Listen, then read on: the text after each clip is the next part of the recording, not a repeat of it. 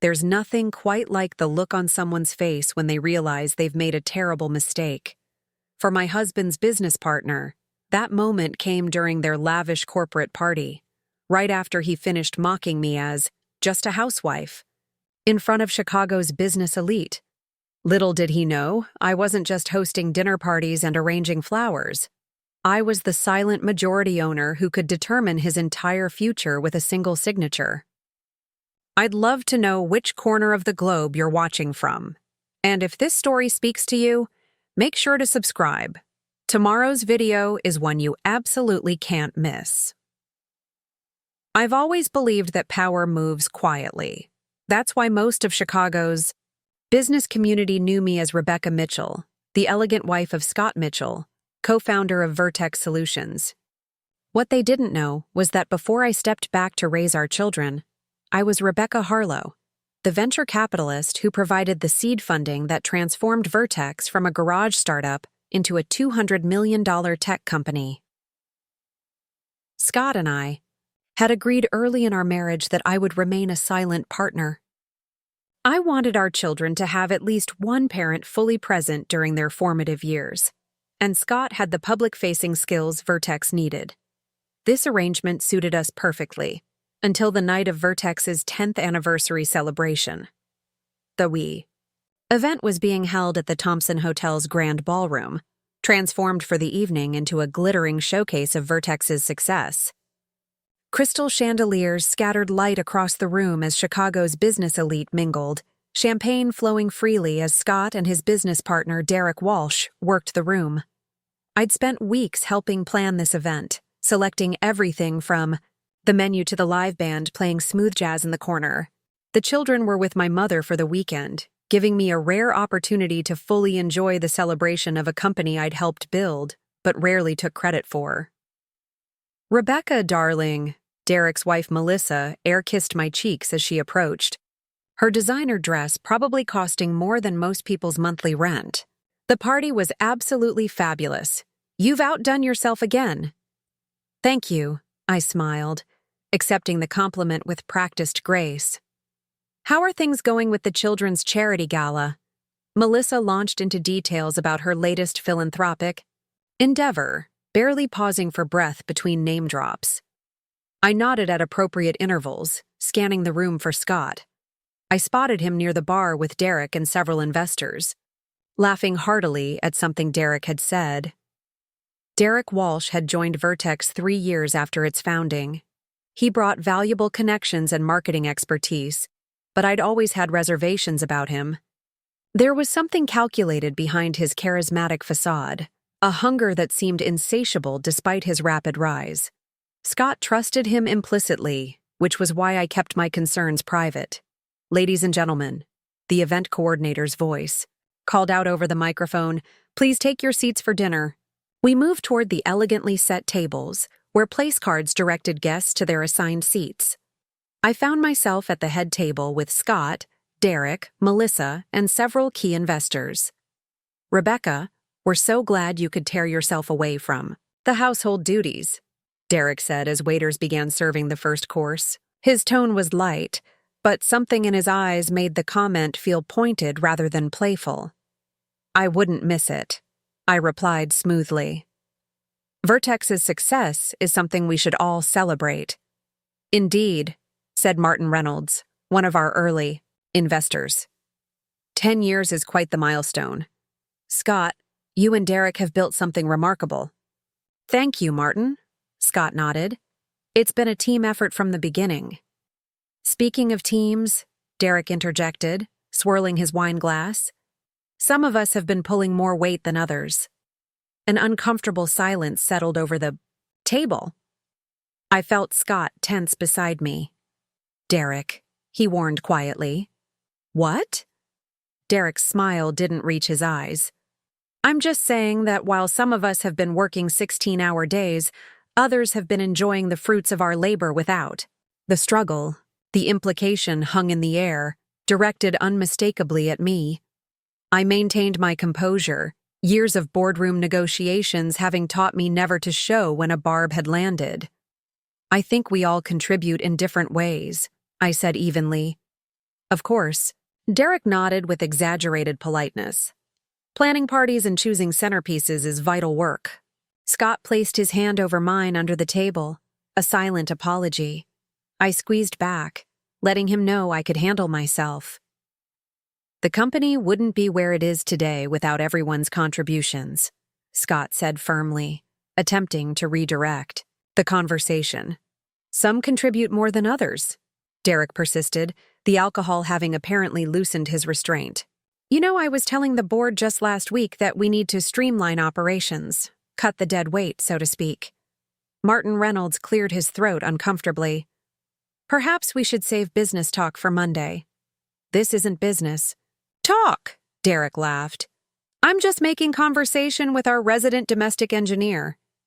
He turned to me, the veneer of politeness slipping further. Tell me, Rebecca, what exactly does a housewife do all day while the rest of us are building a company?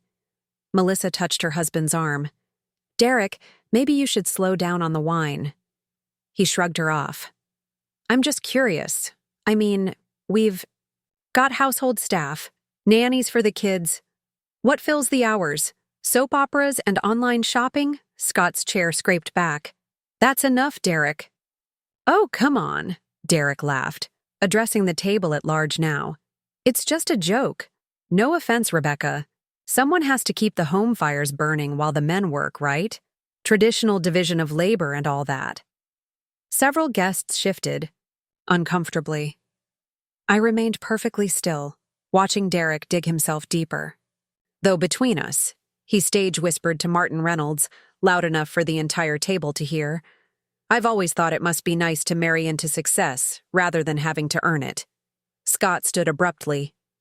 Derek, outside, now. I placed my hand on Scott's arm. It's all right, Scott. I turned to Derek, whose smug expression suggested he thought he'd scored some kind of victory. Actually, Derek, I have something I'd like to say. The table fell silent, all eyes on me. I took a deliberate sip of water, gathering my thoughts. 10 years of anonymity had served its purpose, but perhaps it was time for a change. First, I want to thank everyone for coming to celebrate Vertex's anniversary, I began, my voice calm and measured. This company has been an incredible journey, one that began long before you joined us, Derek. His smirk faltered slightly. You seem to have some misconceptions about my role, I continued.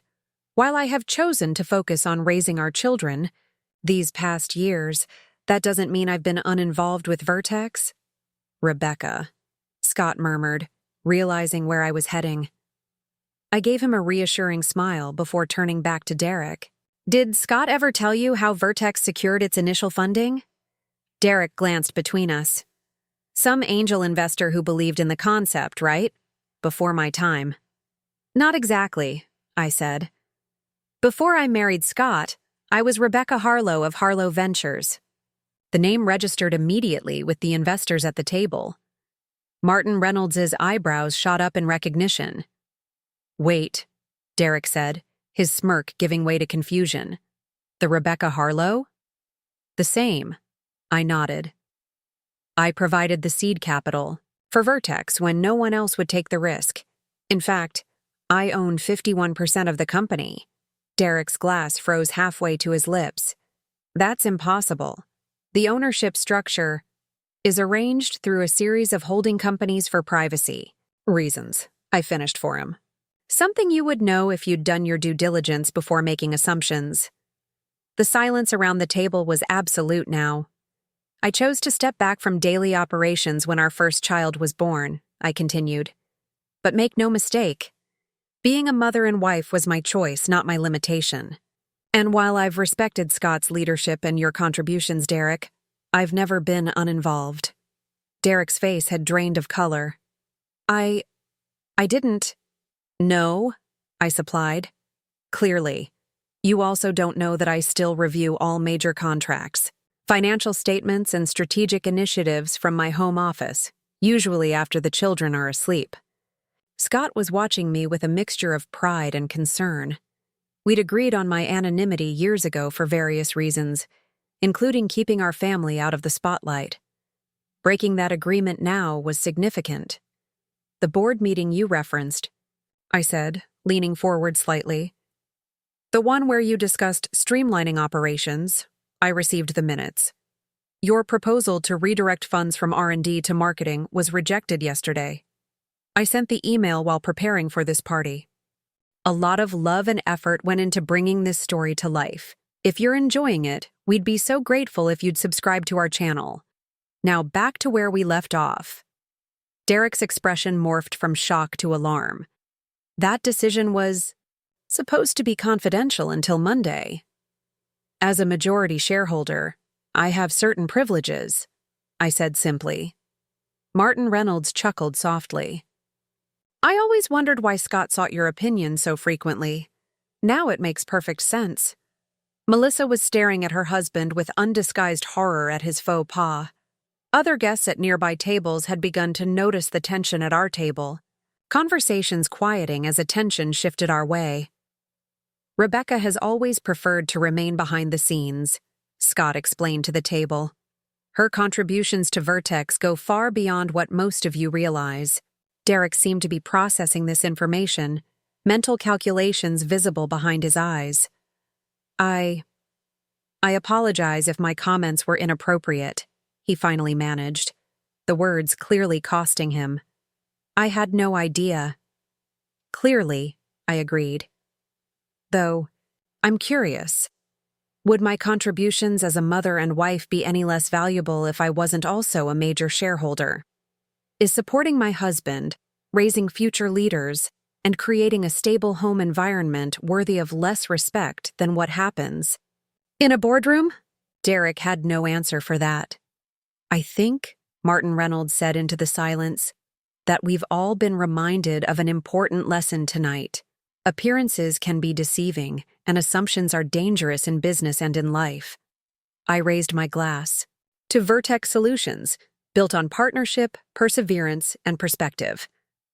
The others at the table followed suit, relief at the break in tension palpable.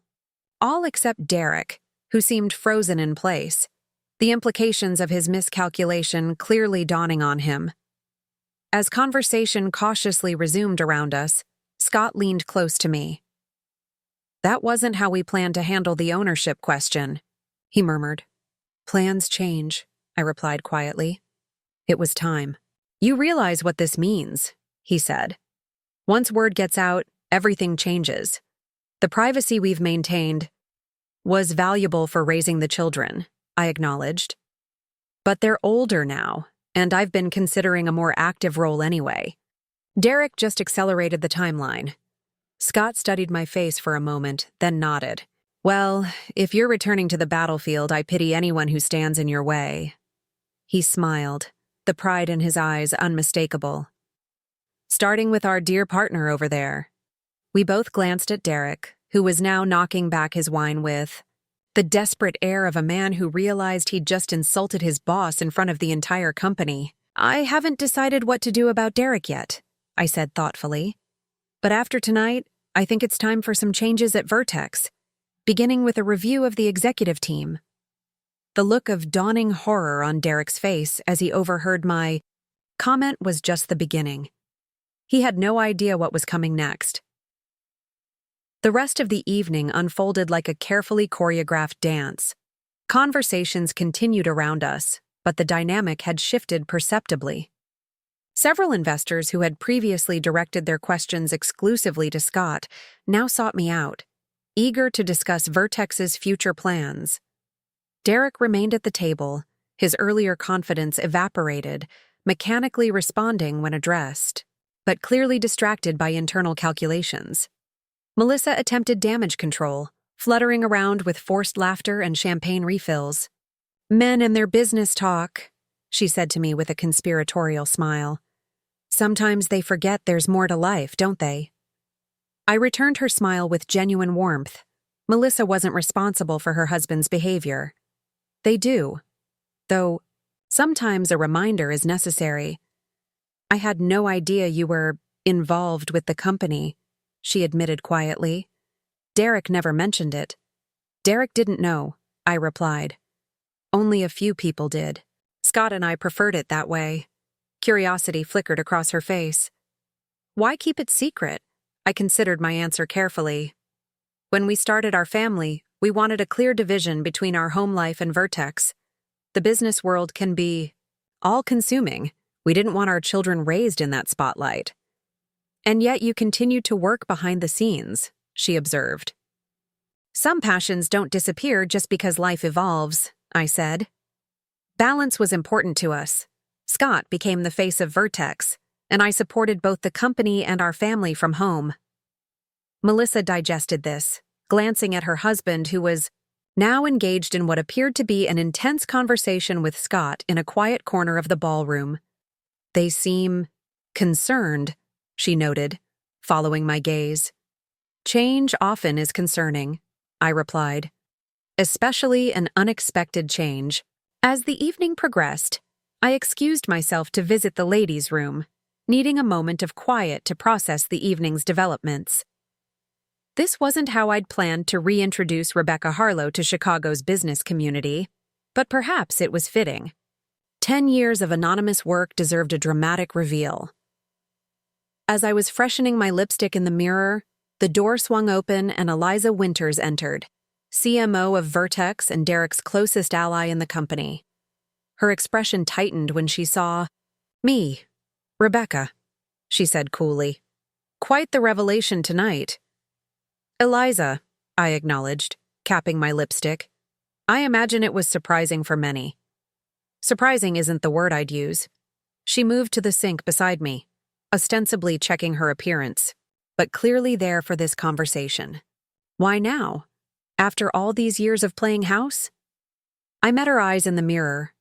I never played anything, Eliza. I made choices that worked for my family and the company. And yet here you are, dramatically revealing yourself when Derek questions your contributions. She raised a perfectly sculpted eyebrow. Seems conveniently timed. Timing is everything in business, I replied evenly. As CMO, I'm sure you understand that. Her lips pursed slightly. What I understand is that Derek has been essential to Vertex's growth. His marketing vision doubled our client base in 3 years. His marketing vision and your implementation, I corrected gently. Your team deserves significant credit for that growth, Eliza. She faltered slightly, unused to having her contributions acknowledged separately from Derek's. We work well together. You do, I agreed, which makes me curious about the Westridge acquisition proposal. Her eyes widened fractionally. How did you— As I said earlier, I review all major initiatives, I interrupted smoothly. The proposal had Derek's fingerprints all over it, but it was clearly your research that provided the foundation. She said nothing, studying me with new caution. It was solid work, I continued, though I questioned the valuation. Westridge's client list is impressive, but their technology is outdated compared to ours. We'd essentially be buying market share at a premium. Sometimes market share is worth paying for, she countered, professional interest momentarily overriding her wariness. True, I nodded. But not at 3 times EBITDA for a company with declining margins. Eliza's expression shifted slightly. The margins aren't declining. Their last quarterly report showed a 2% increase.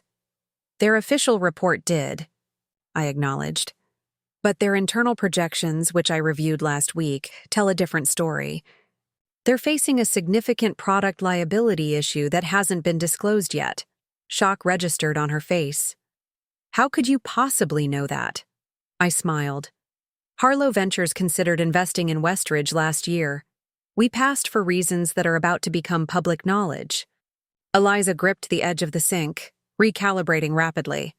If that's true, then the entire acquisition strategy needs reconsideration, I finished for her.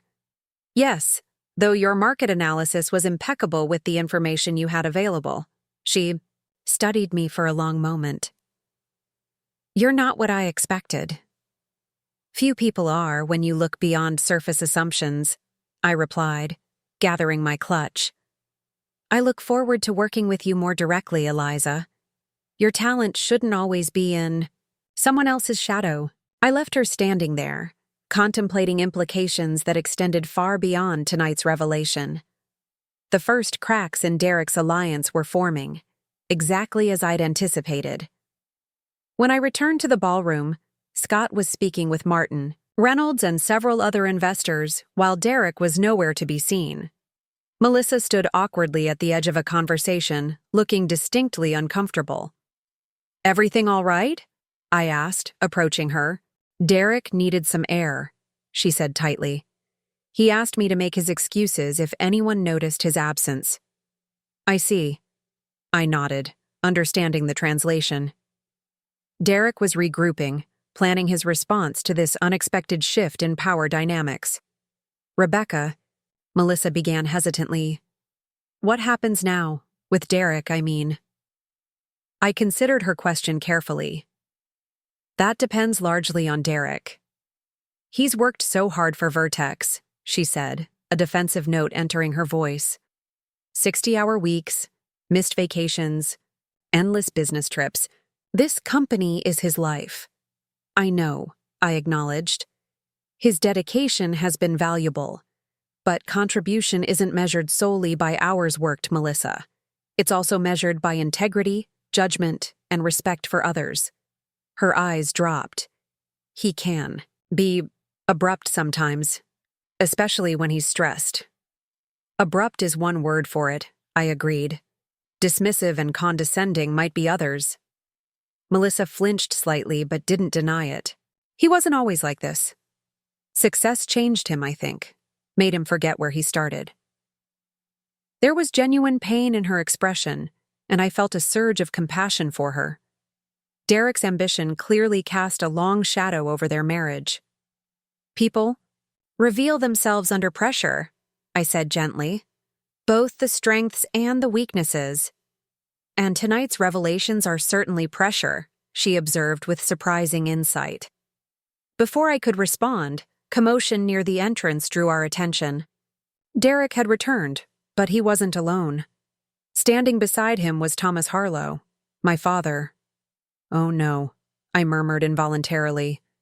Melissa glanced at me. "What is it?" "My father," I explained tersely.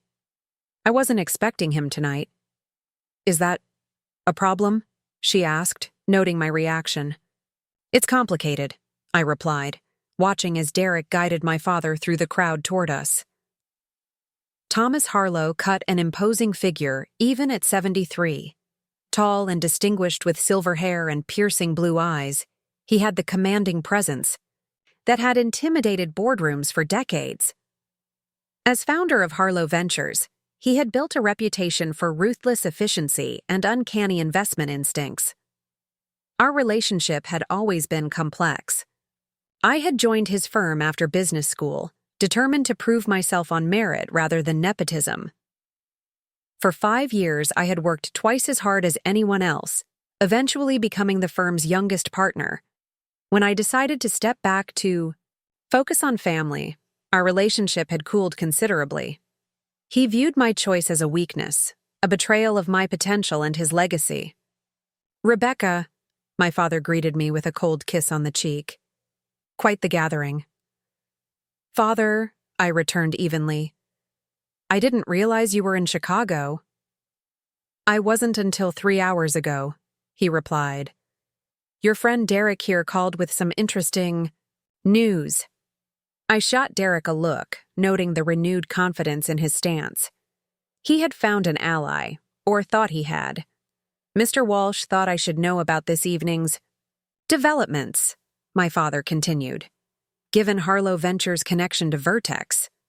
Scott appeared at my side, his expression carefully neutral. "Thomas, good to see you. I wasn't aware you were joining us." "Last-minute decision," my father replied. "When I heard my daughter had decided to reveal her involvement with Vertex, I thought I should be present." The subtext was clear to anyone who knew him. He disapproved. "Perhaps we should discuss this privately," Scott suggested, glancing meaningfully at the guests pretending not to eavesdrop. "Nonsense," my father waved dismissively. "If Rebecca wanted privacy, she wouldn't have made such a public announcement." Derek stood slightly behind my father, watching the exchange with poorly concealed satisfaction. He clearly believed he'd found a powerful counterweight to my revelation. Derek mentioned you've been keeping secrets, Rebecca. My father continued. That's not like you. The daughter I raised was always direct, forthright. The daughter you raised also values strategic timing, I replied calmly. As you taught me. A flicker of acknowledgement crossed his face. Strategy is one thing. Deception is another. There was no deception, Scott interjected. Rebecca and I made decisions together about her role with Vertex. My father's gaze shifted to Scott.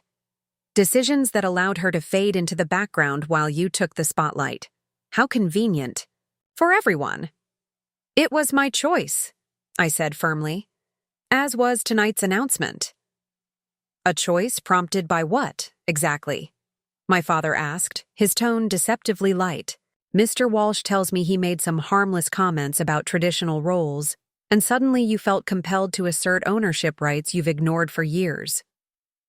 So that was Derek's angle, minimizing his behavior while suggesting my response was emotional and disproportionate. Mr. Harlow, Derek said, stepping forward. As I explained on the phone, I merely made a joke about Housewives that Rebecca took personally. I had no idea about her financial stake in Vertex. Because that information was deliberately withheld from you, my father pointed out, which raises questions about transparency in Vertex's governance. Several nearby guests had stopped pretending. Not to listen, Martin Reynolds approached our group, concern evident in his expression. Thomas, he said, extending his hand. It's been years. Still making waves, I see. Martin, my father acknowledged with a thin smile. Still mediating conflicts? When necessary, Martin replied smoothly. Though I'm surprised to find one at Vertex's celebration. This should be a night of unity, not division. I couldn't agree more, Derek said with false sincerity, which is why Rebecca's revelation was so unexpected. I'd had enough. Let's be clear about what happened tonight, shall we? Derek publicly demeaned my contributions to my family and this company. He suggested I marry into success rather than earning it. When corrected, he called my transparency into question. Now he's recruited my father to undermine me further. I turned to face Derek directly. Did I miss anything? Derek's confident expression faltered.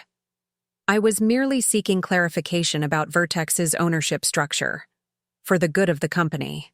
By calling my father at 9 o'clock on a Saturday night? I challenged myself. That seems more like seeking an advantage than clarification. My father studied me with newfound interest. The daughter standing before him now was not the one who had stepped away from Harlow Ventures a decade ago. I met his gaze without flinching. You've changed, Rebecca, he observed. No, I corrected. I've always been this person. You just preferred the version of me that operated exactly as you would. A tension settled over our group, the collision of past and present creating an almost palpable friction. Scott placed his hand supportively on my lower back, a gesture my father noted with narrowed eyes. Perhaps we should continue this discussion in private, Scott suggested again, more firmly this time. Actually, Martin Reynolds interjected, as an investor in Vertex, I'm quite interested in these developments. He turned to me. Rebecca, if you do own 51% of Vertex, that would make you the controlling shareholder, correct? Yes, I confirmed.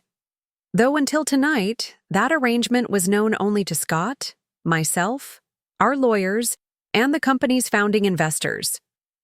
But not the board, Derek pointed out. Not the executive team who make daily decisions affecting the company's future. The board was informed on a need-to-know basis, Scott countered. As for the executive team, their reporting structure remained clear regardless of ultimate ownership. Hardly transparent corporate governance, my father commented dryly, particularly for a company of Vertex's size. Transparency isn't always the highest value in business, I replied, using one of his own frequent maxims against him. Sometimes strategic discretion creates more value than full disclosure. My father's lips twitched in reluctant appreciation of the parry. So what prompted tonight's change in strategy, Rebecca? After 10 years of shadows, why step into the light now? It was a fair question, one that deserved a thoughtful answer. The room seemed to hold its breath, waiting. Because shadows can become comfortable, I said finally. Too comfortable. I chose to step back when our children were young, but they're growing up now. The company is at a critical inflection point, and tonight made it clear that my absence from day-to-day operations has allowed certain misperceptions to take root. I glanced meaningfully at Derek, who shifted uncomfortably. Misperceptions that could harm Vertex moving forward, I continued. As a majority shareholder, I have a responsibility to address that. And as founder of Harlow Ventures, the original investor in Vertex, my father countered. I have concerns about sudden leadership changes based on personal conflicts. There's been no change in leadership, Scott clarified. I remain CEO. Rebecca's role is evolving, but within established parameters. Parameters that conveniently weren't disclosed to key stakeholders, Derek inserted. Like yourself? Martin Reynolds asked with raised eyebrows. Correct me if I'm wrong, Derek, but you joined Vertex as CMO 3 years ago, correct? And were promoted to partner last year. Yes, Derek confirmed, a hint of defensiveness creeping into his tone. Which means you were hired by Scott and elevated. By the board, all with the implicit approval of the majority shareholder, Martin pointed out. The chain of authority has been consistent, even if you weren't aware of its origin. Derek's jaw tightened. This wasn't going as he'd planned. When he'd called my father, he'd clearly expected an ally against me, someone who could challenge my claim to authority. Instead, the conversation was highlighting the legitimacy of my position rather than undermining it. The issue isn't Rebecca's legal right to ownership, my father said, pivoting smoothly. It's the wisdom of asserting that right now, in this way, potentially destabilizing a successful company over what amounts to a misunderstanding. And there it was, the real concern. Not that I owned Vertex, but that I might actually exercise that ownership in ways that disrupted the status quo. My father had always been comfortable with my ambition as long as it flowed in prescribed channels. A daughter who operated in the shadows, influencing but never commanding, fit his worldview. One who stepped forward to claim her power directly did not. I don't see any destabilization, I replied calmly. Vertex's leadership remains intact. Its strategic direction remains sound. The only change is acknowledgement of what has always been true. And yet, Derek interjected, you mentioned a review of the executive team just moments after revealing yourself. That sounds like a planned disruption to me. So he had been listening. I wondered how much else he'd overheard. Regular review of executive performance is standard business practice, Scott pointed out. As you well know, Derek. When conducted through established channels, Derek countered. Not as a response to personal grievances. Melissa placed a restraining hand on her husband's arm. Derek, please. He shrugged her off impatiently. This needs to be addressed, Melissa. The future of the company is at stake. The future of your position, you mean? I corrected quietly. Let's be honest about what concerns you here, Derek. His eyes flashed with barely contained anger. My concern is for Vertex, a company I've helped build for 3 years while you arranged dinner parties. And there it is again, I noted. The dismissal of contributions you don't understand or value. This pattern is precisely why a review is necessary. My father watched our exchange with calculating eyes. Whatever he'd expected when Derek called him, this confrontation was providing valuable information. Thomas Harlow had always believed in seeing people under pressure before making judgments about their character. It seems to me, Martin Reynolds said thoughtfully, that tonight's revelations have exposed some underlying tensions at Vertex. Perhaps that's not entirely negative. Better to address these issues directly than allow them to fester. I couldn't agree more, I said. Transparency works both ways, after all. Derek's expression darkened. What exactly does that mean? It means that if we're discussing full disclosure, I replied evenly, there are several matters that should come to light, including the Westridge acquisition proposal and why it was presented to the board without complete due diligence. The color drained from Derek's face. That proposal is still in development. The final recommendation hasn't been submitted. And yet preliminary approval was sought at last week's board meeting, I pointed out. Based on financial projections, that omitted critical information. My father's eyebrows rose fractionally. Westridge Technologies? I was under the impression they were facing product liability issues. They are, I confirmed. Something Derek's proposal conveniently overlooked. Derek's expression shifted from shock to calculation. Any acquisition would involve thorough due diligence before closing. Preliminary proposals are just that, preliminary. Unless rushed approvals create momentum that's difficult to reverse, I countered, a common tactic when pushing through questionable deals. The implications hung in the air. I hadn't directly accused Derek of deliberately misleading the board, but the suggestion was clear. These are serious allegations, my father observed. If accurate, they would indeed warrant review. Derek's confident facade cracked slightly. He hadn't expected my father to pivot so easily from challenging me to questioning him. Thomas Harlow was many things, but a fool about business wasn't one of them. I have all the relevant documentation, I assured the group, including Westridge's internal projections that weren't included in Derek's proposal. I'd be happy to share them with the board on Monday. This is ridiculous, Derek sputtered. You can't possibly have access to Westridge's internal documents. Harlow Ventures conducted due diligence on Westridge last year, my father explained, a hint of pride in his voice. Rebecca would have been part of that process. The realization that he'd severely miscalculated was dawning on Derek's face. Not only had his attempt to undermine me by bringing in my father backfired, but he'd now exposed his own questionable business practices to scrutiny. I think, Scott said firmly, that this conversation has gone far enough for tonight. We're here to celebrate Vertex's success, not to conduct business reviews in front of our guests. Agreed, Martin Reynolds nodded, though I, for one, look forward to Monday's board meeting with renewed interest. Derek's eyes darted between us, desperation beginning to replace his earlier confidence. This is all being blown out of proportion. The Westridge proposal was preliminary, and tonight's misunderstanding was just that, a misunderstanding. No one appeared convinced by his backpedaling. The damage was done. If you'll excuse me, I said, I should circulate among our other guests. Father, will you be staying in Chicago long? My father studied me with new appreciation. I've extended my hotel reservation.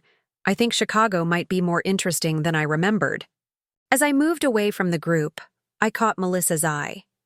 She looked torn between loyalty to her husband and the dawning realization that he might have made a catastrophic miscalculation. I gave her a small, reassuring smile. Whatever happened, with Derek, I harbored no ill will toward her. The night was far from over, and already the landscape had shifted dramatically. Derek had played his first card by bringing in my father, expecting an ally against me. Instead, he'd found that my strategic thinking hadn't diminished during my years away from the spotlight. It had sharpened, and I was just getting started. As the anniversary celebration wound down near midnight, I found myself exhausted but exhilarated. The carefully constructed facade I'd maintained for a decade had cracked, revealing glimpses of the businesswoman beneath the housewife exterior. Some guests seemed uncomfortable with this revelation, others intrigued, but no one remained neutral.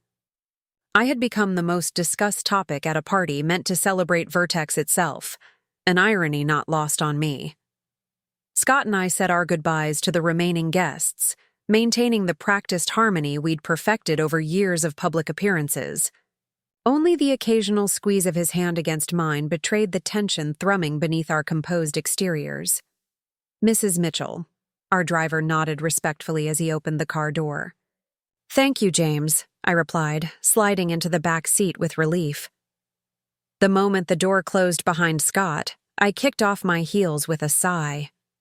"Well," Scott said after a beat of silence, "that wasn't exactly how we planned to spend the evening." I laughed softly.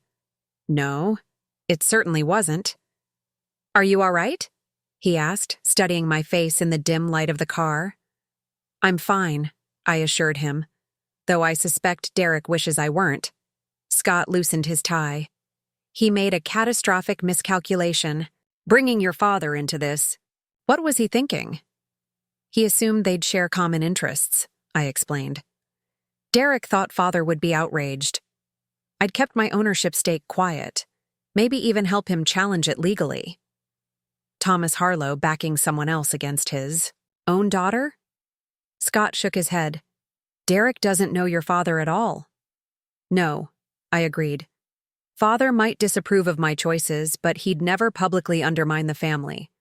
And once Derek revealed the Westridge situation, I trailed off, smiling slightly. That was a masterful move," Scott acknowledged. "How long have you known about Westridge's problems?"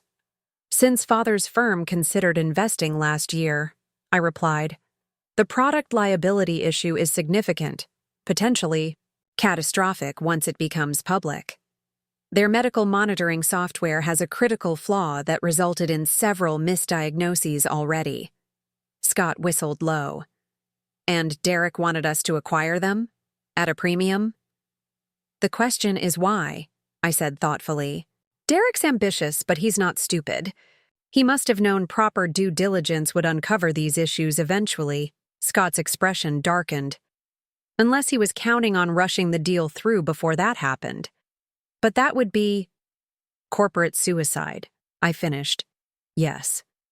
"Which suggests either extreme negligence or something worse," Scott concluded grimly. We fell silent as the car glided through Chicago's nighttime streets.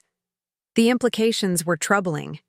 If Derek had deliberately tried to push through a disastrous acquisition, his threat to Vertex went beyond mere ego or ambition.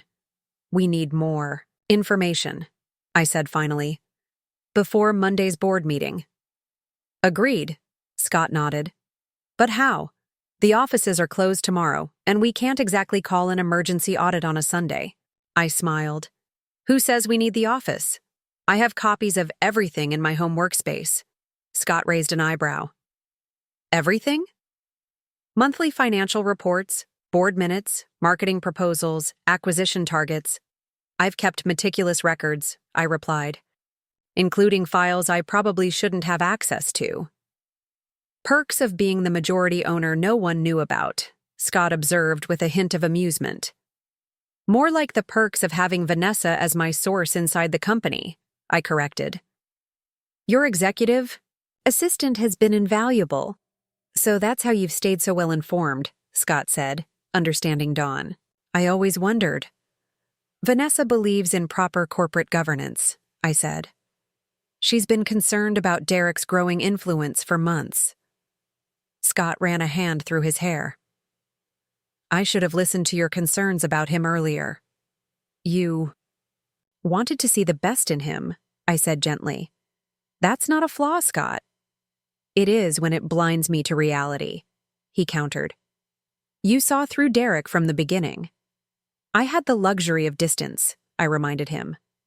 "And perhaps a different perspective. Women often notice things men miss, particularly about other men's ambitions."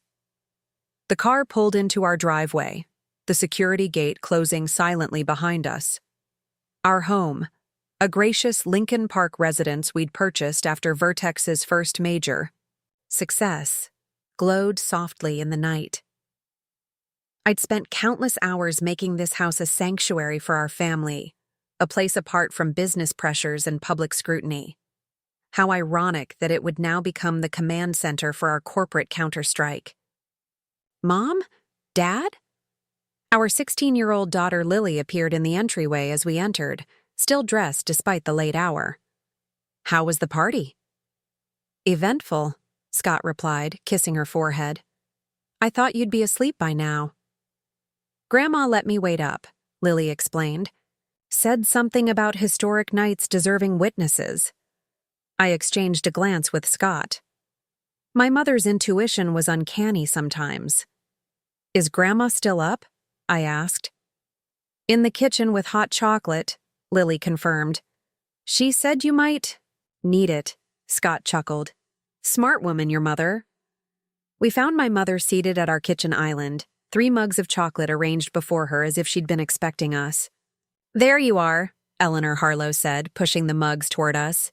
"Right on time." "Hello, Mother." I kissed her cheek. "I see you were expecting drama tonight." "When my daughter attends a major corporate event after a decade of voluntary shadows?" "Absolutely," she replied with a knowing smile. "Especially when that daughter has been reviewing company documents at 2 a.m. for the past month." Lily's eyes widened. "Mom, what's going on?" I glanced at Scott, who nodded slightly. Our children had always been kept somewhat removed from Vertex's inner workings, a decision we'd made to protect their privacy and ensure normal childhoods. But Lily was 16 now, sharp and perceptive. Perhaps it was time for more transparency at home, too. "I've decided to take a more active role in Vertex," I explained carefully. "But I thought Dad ran the company," Lily said, confusion evident. "He does," I assured her. "But I've always been involved behind the scenes. I'm just stepping into the light now." "Because of Uncle Derek?" Lily asked perceptively. I blinked in surprise. "What makes you ask that?" Lily shrugged. "He always talks to Dad about real business and asks me if I'm going to be just like Mom when I grow up." "Like that would be disappointing or something." A flash of anger surged through me. Derek's condescension had apparently extended to my daughter as well, something I hadn't known. "Well," I said, keeping my voice even. "Uncle Derek learned tonight that being just like Mom might not be the limitation he imagined." Lily's eyes lit with interest. "What happened?" "Oversimplified hot chocolate?" We gave her an abbreviated version of the evening's events. Her expression shifted from surprise to delight as the story unfolded. "So you own the company?" she confirmed, eyes wide. "Like your dad's boss?" "It's more complicated than that," Scott interjected. "We're partners, always have been." "But legally," my mother added with evident satisfaction. "Yes, your mother could fire your father if she wanted to." "Mom," I admonished, though I couldn't help smiling at her characteristic bluntness. "What?"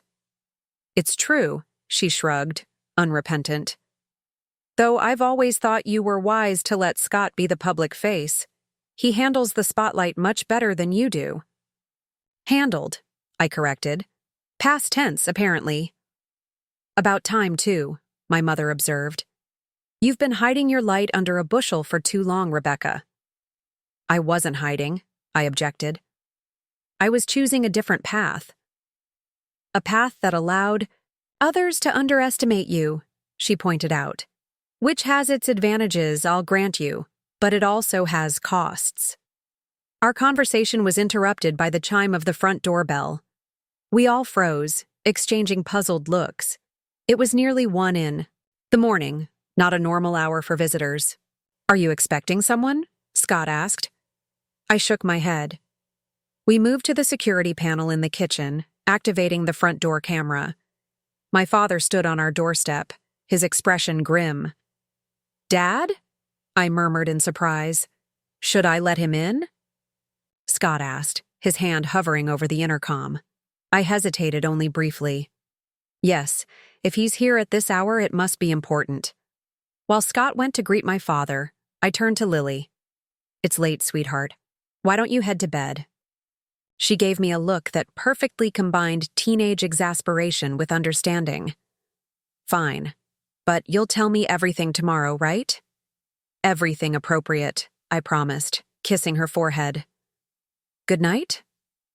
After Lily departed, my mother raised an eyebrow. Thomas showing up at 1 a.m.? This should be interesting. Mother, I warned, please don't antagonize him.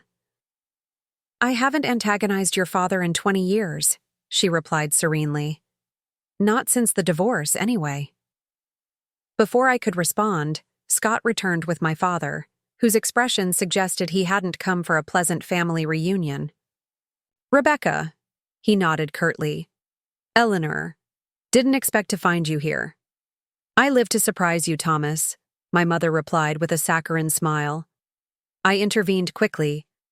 Father, what brings you here so late? He placed his briefcase on the counter. Information you need before tomorrow. Tomorrow? Scott questioned. The board meeting isn't until Monday. You won't make it to Monday if you don't address this immediately, my father replied, removing a tablet from his briefcase. After I left the party, I made some calls. Derek Walsh has been quite busy tonight. A sense of foreboding settled over me. What kind of calls?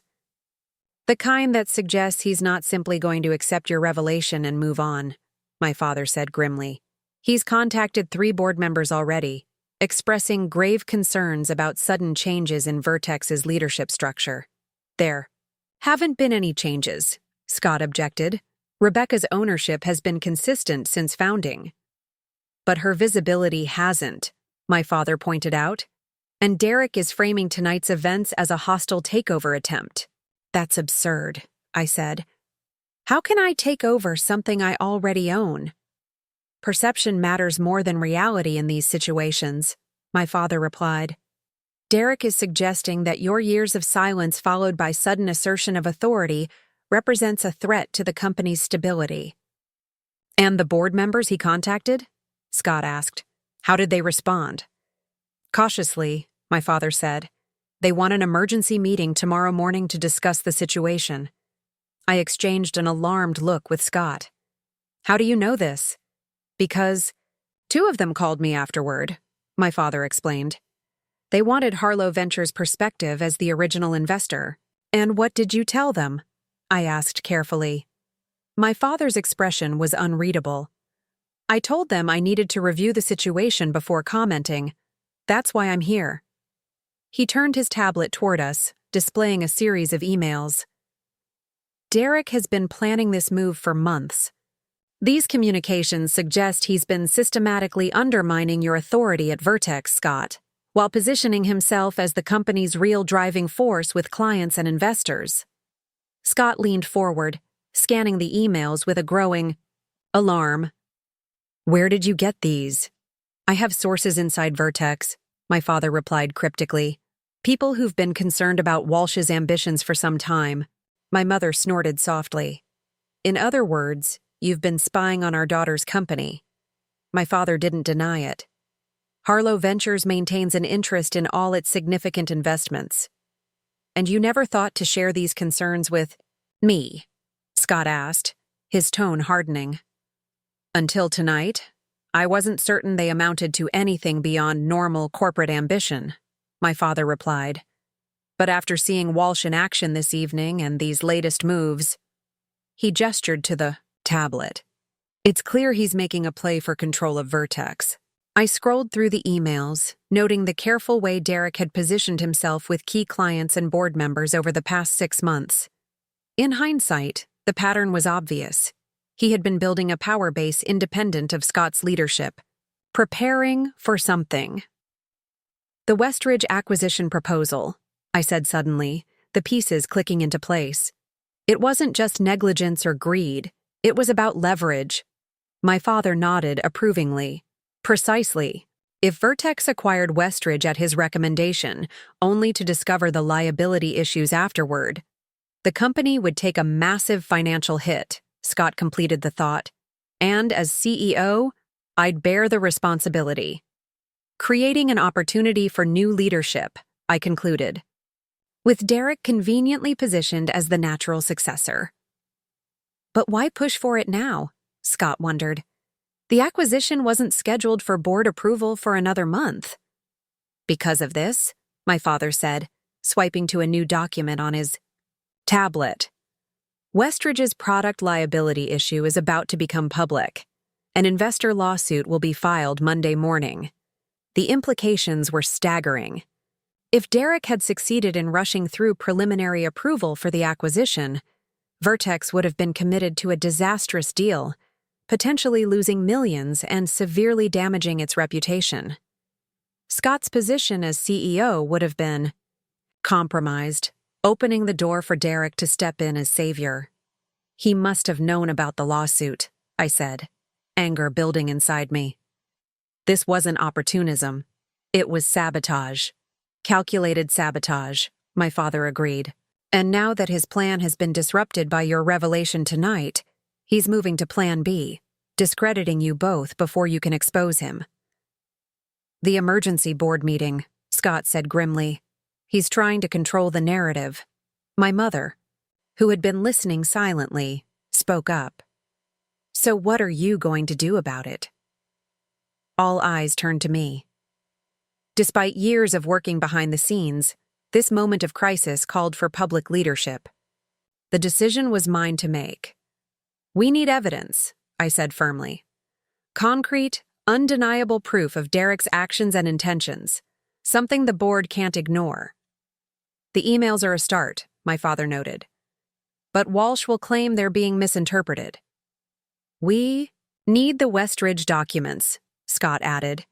The full due diligence file, including whatever information Derek withheld from the board. I nodded. And we need to speak with Eliza. As CMO, she would have been involved in the acquisition evaluation. She might not know the full extent of Derek's plan, but she'll have pieces of the puzzle. Can you trust her? My father asked skeptically. She's been Walsh's ally for years. She's ambitious, not dishonest, I replied. And after our conversation tonight, I think she's beginning to question her alliance with Derek. Scott checked his watch. It's nearly 1:30 a.m. The emergency board meeting is scheduled for 10 a.m. tomorrow. That doesn't give us much time. Then we'd better get started, I said resolutely. Father, I need copies of everything you have on Derek's communications. Scott, call Vanessa. I know it's late, but we need access to the full Westridge file. I'll reach out to Eliza first thing. In the morning. What can I do? My mother asked. I smiled at her. You've always been brilliant at organizing information. Once we gather everything, we'll need it synthesized into a compelling narrative, something the board can't dismiss or misinterpret. She nodded, accepting the assignment with characteristic efficiency. I'll need coffee, lots of it. As we mobilized, around the kitchen island, converting it from a family gathering place to a corporate war room, I felt a strange sense of homecoming. This was the world I'd stepped away from a decade ago. High-stakes strategy, rapid analysis, decisive action. Yet I wasn't the same person who had left it. Years of raising children, managing a household, and observing business from a distance had given me perspective that my younger self had lacked. Derek had mocked me as just a housewife, seeing only limitations and irrelevance in that role. He had failed to understand that motherhood hadn't diminished my strategic thinking. It had enhanced it. Running a household with 2 children required negotiation skills, conflict resolution, resource management, and long-term planning every bit as demanding as corporate leadership. I'd simply been operating in a different arena, and now those skills were transferring back to business with compound interest. Scott caught my eye across the counter, a question in his gaze. You okay? This isn't exactly how we planned to spend the weekend. I'm fine, I assured him, and meant it. Actually, I'm better than fine. I feel alive. He smiled, understanding perfectly. Welcome back, Rebecca Harlow. My father, overhearing this exchange, studied me with new appreciation. You know, I never quite understood your choice to step back from business, he admitted quietly. I thought you were wasting your potential. I know, I acknowledged. But I wasn't stepping back, Father. I was stepping sideways, into a different kind of leadership role, one that's prepared me for this moment in ways nothing else could have. He considered this, then nodded slowly. Perhaps. We'll see how you handle tomorrow. Coming from my father, this was practically a ringing endorsement. I accepted it with a nod of my own. Right, I said, addressing our impromptu crisis team. Let's get to work. We have exactly 8 hours to save the company. Derek thinks I've been too busy arranging flowers to understand. As we divided tasks and began our deep dive into documents, a sense of focused determination settled over me. Derek Walsh had underestimated me in the most fundamental way possible, assuming that my choice to prioritize family had diminished my business acumen, rather than enriched it. By morning, he would understand just how costly that misconception had been. The evidence was mounting, piece by damning piece, revealing a pattern of deception that even the most skeptical board member wouldn't be able to ignore. The confrontation at the anniversary party had been just the opening skirmish. The real battle would be fought tomorrow morning in the boardroom, and I intended to be fully armed. Morning arrived with harsh clarity after a night of minimal sleep. By 6 a.m., our dining room resembled a makeshift situation room, laptops open, documents spread across the polished mahogany, coffee cups multiplying by the hour. My mother had arranged the evidence in meticulous order, creating a timeline of Derek's actions over the past 18 months. "It's worse than we initially thought," she said, highlighting a section of the spreadsheet she'd created. "Look at the pattern of client meetings. Derek has been systematically meeting with your top 10 clients without Scott present since January." Scott frowned, scanning the data. Some of those meetings were legitimate marketing discussions. "And the others?" I asked. "Unexplained," Scott admitted. "Not on my calendar or in the official client contact logs." My father, who had disappeared briefly around 3 a.m. only to return with additional documents, pointed to another section of the timeline. "These board communications are particularly troubling. Walsh has been sending private updates to certain board members, positioning himself as having saved several client relationships." "Relationships that were never in jeopardy," Scott muttered, frustration evident in his voice. "This is a systematic campaign to undermine my leadership." The evidence was damning when viewed comprehensively. Derek had been playing a long game, gradually, positioning himself as Vertex's indispensable leader while subtly diminishing Scott's contributions. The Westridge acquisition would have been the coup de grace, a catastrophic business decision that would have fallen squarely on Scott's shoulders, creating the perfect opportunity for Derek to step in as savior. "Have you heard back from Eliza?" my mother asked, refilling her coffee cup. I checked my phone. She agreed to meet at 7:30 at the Fairmont. I can't tell if she's willing to help or just curious about what I know. "Be careful," my father warned. "Walsh and Winters have been allies from the beginning. Her loyalty may lie with him, not the company." "I'm not so sure," I replied, thinking back to our conversation in the ladies' room. "Eliza strikes me as pragmatic above all else. She aligns with power, and if she senses the power shifting, she'll recalibrate accordingly," Scott finished. "Still, proceed with caution. We need her insights on the Westridge proposal, but we can't reveal our full strategy." I nodded, already planning my approach. Eliza Winters was brilliant at marketing, but had always operated in Derek's shadow. That arrangement had served her career initially, but I suspected she'd begun to chafe under his domination. If I could offer her a path to recognition independent of Derek, she might be willing to provide the missing pieces we needed. "What about Vanessa?" I asked Scott. "Any luck accessing the complete Westridge files?" "She's heading to the office now," Scott confirmed. "Said she knows exactly where to look." Apparently, Derek kept a separate folder of Westridge documents that weren't included in the board presentation. "The smoking gun," my father observed with grim satisfaction. "If we can prove he deliberately withheld information about Westridge's liability issues, the board will have no choice but to act." I glanced at the clock. 6:45 a.m. The emergency board meeting loomed at 10 a.m., giving us precious little time to assemble our case. "I should get ready to meet Eliza." "I'll come with you," Scott offered. I shook my head. She'll be more forthcoming. One-on-one. Woman to woman. Scott looked dubious but didn't argue. We'd learned over years of partnership to trust each other's instincts. I headed upstairs to shower and change, selecting a charcoal gray suit I hadn't worn in years. My business armor, as I'd once thought of it. As I fastened the pearl buttons on the jacket, I caught myself in the mirror. Not Rebecca Mitchell, homemaker and mother, but Rebecca Harlow, venture capitalist and corporate strategist. The transformation wasn't just in the clothing, but in my bearing, my expression, the focused intensity in my eyes. This version of me had never really disappeared. She'd simply been operating in a different domain.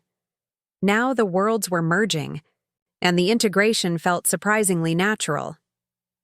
When I returned downstairs, Lily was in the kitchen with my mother, wide-eyed at the command center we'd established in her absence. "Mom?" she asked uncertainty. "What's happening?" "Business emergency," I explained, keeping my tone light despite the gravity of the situation. "Nothing for you to worry about." She studied me in my suit, her expression a mixture of surprise and admiration. "You look different." "Good or bad?" I asked, smoothing my jacket. "Powerfully different," she decided. "Like you're about to change someone's life." Out of the mouths of babes. I kissed her forehead. "That's exactly what I'm about to do." "Rebecca," my father called from the dining room. "You should see this." I excused myself and joined him at the table, where he was examining a series of financial transfers on his tablet. "What am I looking at?" "Walsh's personal financial activities over the past 3 months," he replied, pointing to several highlighted transactions. "Notice anything unusual?" I studied the data, then frowned. These transfers to Cayman accounts. They're timed immediately after his meetings with Westridge executives. "Exactly," my father confirmed grimly. 4 payments, increasing in size, corresponding precisely with key milestones in the acquisition talks. The implication was clear and disturbing. "You think Westridge is paying him to push the acquisition through?" "It would explain his determination to rush the deal despite obvious red flags," my father noted. "If he knew about their impending legal troubles, that creates an additional motive. Get the deal done before the issues become public, collect his payment, and then distance himself from the fallout." "But that's not just unethical," I said, the full magnitude dawning on me. "That's potentially criminal. Securities fraud, at minimum." "Hence the offshore accounts," my father replied. "Harder to trace outside U.S. jurisdiction." Scott joined us, his expression hardening as he absorbed this new information. "How did you get access to his financial records?" My father's expression remained impassive. "I have resources." "Legal resources?" Scott pressed. "Let's focus on the content rather than the source," my father suggested smoothly. "The question is, do we include this in our presentation to the board?" I considered the implications carefully. Not initially. We start with the documented evidence of his campaign to undermine Scott and the withheld Westridge information. This, I gestured to the financial records. We hold in reserve if needed. It's too explosive to lead with, especially if there are questions about how it was obtained. My father nodded approvingly. "A measured approach. I agree." I checked the time. Again, 7 or 10 a.m. I need to leave for Fairmont. "Scott, work with Mother and Father to finalize the board presentation. I'll text updates after meeting with Eliza." Scott squeezed my hand. "Be careful. And Rebecca?" He hesitated, then continued. "Remember who you are, not just who you've been, pretending to be." I smiled, understanding perfectly. For years, I'd played down my business acumen when interacting with Vertex executives. That habit wouldn't serve me now. I remember. I headed upstairs to shower and change, selecting a charcoal gray suit I hadn't worn in years, my business armor, as I'd once thought of it. As I fastened the pearl buttons on the jacket, I caught myself in the mirror. Not Rebecca Mitchell, homemaker and mother, but Rebecca Harlow, venture capitalist and corporate strategist. The transformation wasn't just in the clothing, but in my bearing, my expression, the focused intensity in my eyes. This version of me had never really disappeared. She'd simply been operating in a different domain. Now the worlds were merging, and the integration felt surprisingly natural. When I returned downstairs, Lily was in the kitchen with my mother, wide-eyed at the command center we'd established in her absence. "Mom?" she asked uncertainty. "What's happening?" "Business emergency," I explained, keeping my tone light despite the gravity of the situation. "Nothing for you to worry about." She studied me in my suit, her expression a mixture of surprise and admiration. "You look different." "Good or bad?" I asked, smoothing my jacket. "Powerfully different," she decided. "Like you're about to change someone's life." Out of the mouths of babes. I kissed her forehead. "That's exactly what I'm about to do." "Rebecca," my father called from the dining room. "You should see this." I excused myself and joined him at the table, where he was examining a series of financial transfers on his tablet. "What am I looking at?" "Walsh's personal financial activities over the past 3 months," he replied, pointing to several highlighted transactions. "Notice anything unusual?" I studied the data, then frowned. These transfers to Cayman accounts. They're timed immediately after his meetings with Westridge executives. "Exactly," my father confirmed grimly. 4 payments, increasing in size, corresponding precisely with key milestones in the acquisition talks. The implication was clear and disturbing. "You think Westridge is paying him to push the acquisition through?" "It would explain his determination to rush the deal despite obvious red flags," my father noted. "If he knew about their impending legal troubles, that creates an additional motive. Get the deal done before the issues become public, collect his payment, and then distance himself from the fallout." "But that's not just unethical," I said, the full magnitude dawning on me. "That's potentially criminal. Securities fraud, at minimum." "Hence the offshore accounts," my father replied. "Harder to trace outside U.S. jurisdiction." Scott joined us, his expression hardening as he absorbed this new information. "How did you get access to his financial records?" My father's expression remained impassive. "I have resources." "Legal resources?" Scott pressed. "Let's focus on the content rather than the source," my father suggested smoothly. "The question is, do we include this in our presentation to the board?"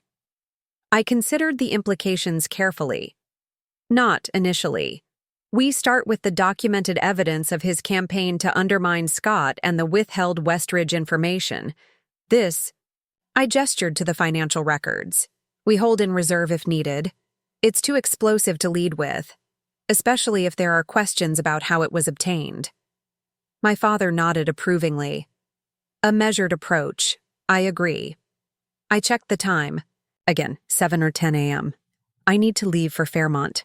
"Scott, work with Mother and Father to finalize the board presentation. I'll text updates after meeting with Eliza." Scott squeezed my hand. "Be careful. And Rebecca?" He hesitated, then continued. "Remember who you are, not just who you've been, pretending to be." I smiled, understanding perfectly. For years, I'd played down my business acumen when interacting with Vertex executives. That habit wouldn't serve me now. I remember. The drive to the Fairmont took 15 minutes through Chicago's Sunday morning tranquility. I used the time to organize my thoughts, planning my approach with Eliza. Direct confrontation would likely prompt defensiveness. Strategic ambiguity might yield better results. I spotted her immediately upon entering the hotel's elegant lobby lounge, poised and perfectly groomed despite the early hour, her blonde hair swept into a sleek chignon. Nothing about her appearance suggested she'd been awakened by my 6 a.m. text requesting an urgent meeting. "Rebecca," she greeted me with measured warmth as I joined her at a secluded table. "I must admit, your message was intriguing. Before the emergency board meeting implied time sensitivity I couldn't ignore. I sat across from her, noting the espresso already before her. "Thank you for coming, Eliza. I know Sunday mornings are precious."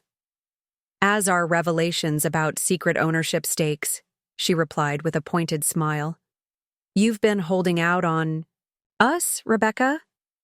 I accepted the cup of coffee a waiter placed before me. Perspective is everything, isn't it? From where I sit, I've been transparent with those who needed to know. And the rest of us didn't need to know? A hint of challenge entered her voice. The functional leadership structure was clear, I countered smoothly. My role as investor, rather than operator, was a choice, not a deception. Eliza studied me over the rim of her cup. And yet, here we are, with an emergency board meeting and you requesting a clandestine conversation beforehand.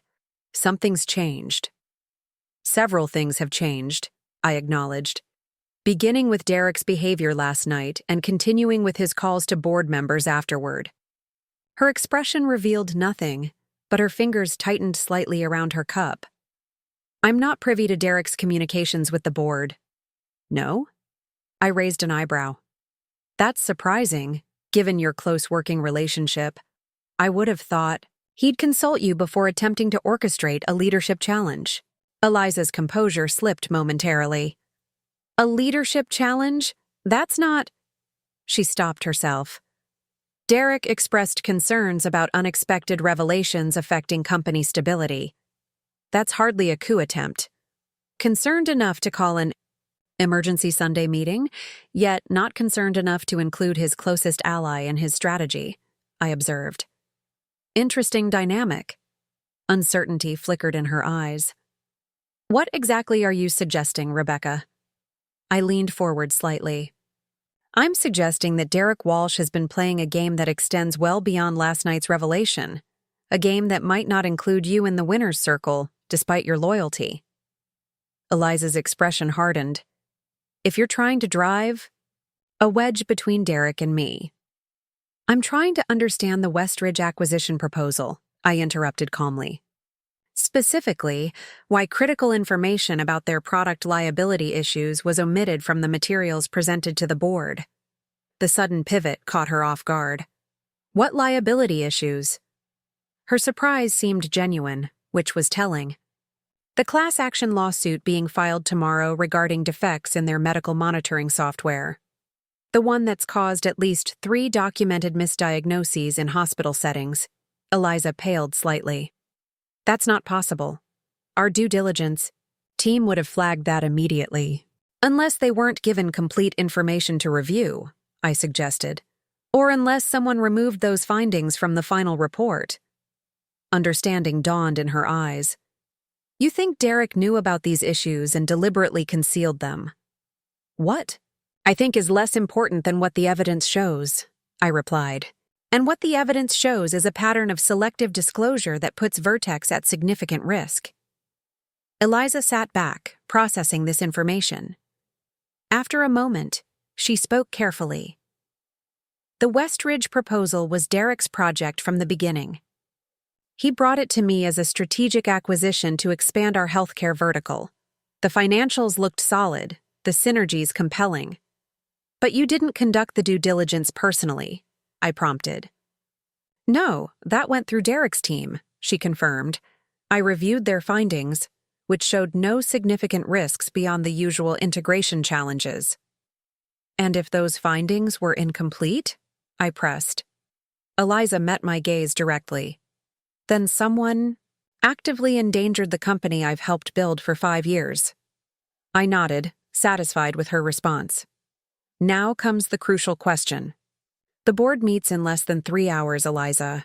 They'll be presented with evidence of this deception, along with other concerning patterns in Derek's behavior. When that happens, where will you stand?" She didn't answer immediately, weighing her options with the calculated precision that had marked her career. "You're asking me to choose sides before seeing all the evidence." "I'm asking where your loyalty ultimately lies. With Derek Walsh or with Vertex Solutions," I clarified. "Because after today, serving both may no longer be possible." Eliza's expression betrayed nothing, But her next words revealed careful consideration. "What exactly do you need from me, Rebecca?" "Access to the complete Westridge acquisition files," I replied. "Not just what was presented to the board, but the full due diligence reports, including any preliminary findings that might have been omitted from the final recommendation." "Those would be in Derek's secured server space," she said slowly. "I don't have direct access." "But you know who does," I countered. "And you have the influence to obtain that access if you choose to use it." Eliza's professional mask slipped momentarily, revealing the sharp strategic mind I'd always suspected existed beneath her polished exterior. "And if I help you obtain these documents, what happens next?" "You remove Derek, and then what?" "Scott continues as CEO while you operate from the shadows." A fair question that deserved a candid answer. "No. If the evidence confirms our suspicions, Derek will be removed. Yes. But my days of shadow management are over. I'll be taking a formal position on the executive team, working alongside Scott to repair whatever damage Derek has caused." "As what?" Eliza asked bluntly. "Co-CEO? Chief Strategy Officer? Where exactly does that leave the rest of the executive team?" "That depends partly on where they position themselves in the coming hours," I replied with equal frankness. "Those who've been complicit in Derek's deception will face consequences. Those who help correct the course will be valued accordingly." Our eyes locked in mutual assessment. This wasn't just about the Westridge files anymore. It was about Eliza calculating her future at Vertex under new leadership. "I need 15 minutes, she said finally, reaching for her phone. "And confirmation that what I'm about to do won't be used against me later." "You have my word," I assured her. "Whatever happens next, your cooperation today will be remembered." As Eliza stepped away to make her calls, I texted Scott with an update. The pieces were falling into place faster than I'd dared hope. If Eliza delivered the Westridge files, combined with the evidence we'd already assembled, Derek's position would be indefensible. She returned 11 minutes later, her expression resolute. "It's done. My assistant is meeting Vanessa at the office now. They'll have access to everything within the hour." "Thank you," I said sincerely. "This is the right decision, Eliza." "That remains to be seen," she replied, gathering her purse. "But I've worked too hard building Vertex's market position to watch it implode over whatever game Derek's playing." She fixed me with a penetrating stare. "Just one thing, Rebecca." "Yes?" "When this is over, I expect a seat at the table. A real not as someone's lieutenant. I've earned that much." I nodded, respecting her directness. "If you deliver on your word today, you'll have it. And Eliza, you won't be working in anyone's shadow moving forward. That's a promise." A hint of satisfaction crossed her face. "Then I'll see you at the board meeting. It should be illuminating." After she departed, I ordered another coffee and took a moment to process the exchange. Eliza's cooperation was significant, not just for the access to crucial documents, but as an indicator that Derek's support within the executive team wasn't as solid as he believed. If his closest ally was willing to pivot so quickly, others would likely follow. My phone chimed with a text from Scott. "Vanessa confirms access granted. Files downloaded now. Where are you?" I replied quickly. "Finishing at Fairmont," Eliza delivered. "Heading home at 10. As I signaled for the check, another text appeared, this one from my father. "New information on Walsh. Call immediately." The urgency was uncharacteristic. I stepped outside the hotel and called him directly. "What's happened?" I asked without a preamble when he answered. "Walsh isn't just pushing the Westridge deal for kickbacks," my father replied, his voice tense. "He's been systematically selling Vertex's proprietary information to competitors for the past year." The revelation hit like a physical blow. "What? How do you know this?" "Remember Brad Jenkins from the SEC? We've stayed in touch since the Macroton investigation. He called me directly after seeing Walsh's name connected to several unusual information exchanges. Apparently, they've had him under surveillance for months as part of a broader investigation into corporate espionage. My mind raced with implications. Does Scott know? I just told him, my father confirmed. Rebecca, this changes the stakes considerably. We're no longer dealing with ordinary corporate maneuvering. This is criminal activity that could seriously damage Vertex if it becomes public. But it will become public if the SEC is involved, I pointed out. Not necessarily, my father replied. Jenkins reached out as a courtesy because of our history. The investigation is still developing. If we take decisive internal action now, there might be a way to contain the fallout. We need to speak with legal counsel before the board meeting, I decided. And we need to adjust our strategy. This isn't just about protecting Scott's position anymore. It's about preventing catastrophic damage to the company itself. Agreed, my father said. How quickly can you get back here? 20 minutes, I replied, already moving toward my car. Have Scott call Rachel Goldstein. If anyone can navigate this legal minefield, it's her. The drive home passed in a blur of strategic recalculation. What had begun as a response to Derek's demeaning comments at a party had evolved into something far more consequential. We weren't just addressing a personal slight or even an attempted corporate takeover. We were potentially saving Vertex from a scandal that could destroy everything we'd built over the past decade. When I arrived home, the atmosphere had shifted from focused determination to tense urgency. Scott was on the phone with Rachel Goldstein, our longtime legal counsel, while my father and mother continued organizing evidence into a compelling narrative. What do we have from Vanessa? I asked, joining them at the dining table. My mother pointed to a section of documents displayed on her laptop. The complete Westridge files, and they're damning, Rebecca. Not only did Derek know about the product liability issues, he received a detailed risk assessment 3 weeks ago explicitly warning against the acquisition. I scanned the highlighted sections, my anger building. And he not only ignored these warnings but actively concealed them from the board. While simultaneously fast-tracking the approval process, my father added grimly, the timeline is undeniable. Scott joined us, his expression grave as he ended his call with Rachel. She's on her way over. Says we need to tread very carefully given the potential SEC involvement. What's our timeline? I asked. The board convenes at 10 a.m. virtually, Scott replied. Derek's requested in-person attendance from available members at the office. He's positioning this as an urgent governance issue requiring immediate resolution. In other words, he's making his move, my father observed. Trying to consolidate support before we can present our evidence. I glanced at the clock, 8:47 a.m., just over an hour to finalize our strategy and get to the office. Do we know which board members will be physically present? James Harper and Diane Lowell confirmed they'll be there, Scott said. Possibly Catherine Zhao as well, though she was traveling this weekend. I nodded, mentally assessing the dynamics. Harper had always been a strong supporter of Scott's leadership, while Lowell tended to align with whoever presented the most compelling business case. Zhao was the wild card, brilliant but unpredictable in her decision-making. Rachel suggests, we meet her at the office rather than having her come here, Scott continued. She wants to review everything in the context of our formal business environment before the meeting starts. Agreed, I said.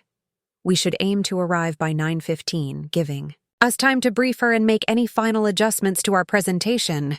As Scott coordinated logistics with Rachel and Vanessa, I turned to my parents. Thank you both for your help.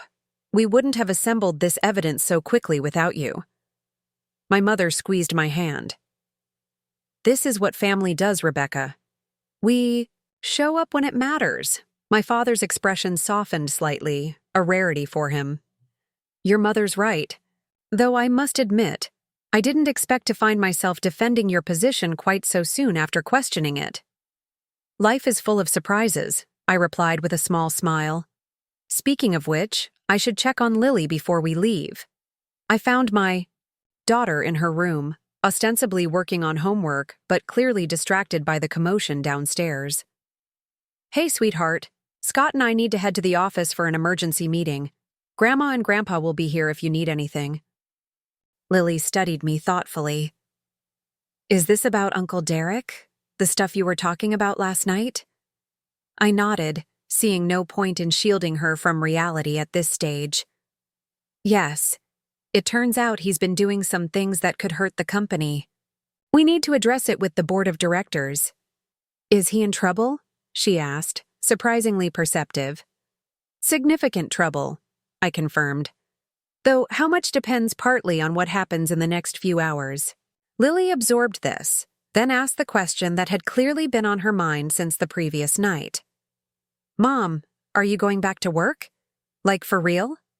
The question deserved honest consideration. The events of the past 24 hours had shattered the careful separation I'd maintained between my roles as mother and business owner.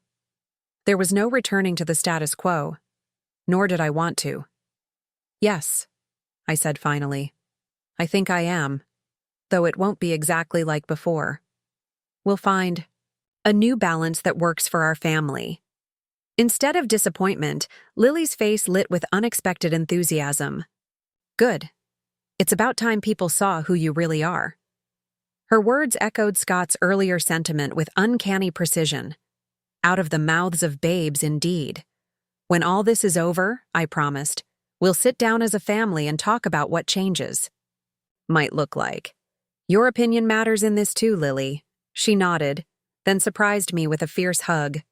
"Go get him, Mom." With those words of unexpected encouragement bolstering my resolve, I rejoined Scott and my parents downstairs. The evidence was assembled, our strategy formulated, and the stakes clearer than ever. What had begun with Derek's condescending remarks had unveiled a pattern of deception that threatened everything we'd built. As Scott and I prepared to leave for the confrontation awaiting us at Vertex headquarters, one thing was certain. Derek Walsh had made the costliest mistake of his career when he dismissed me as just a housewife.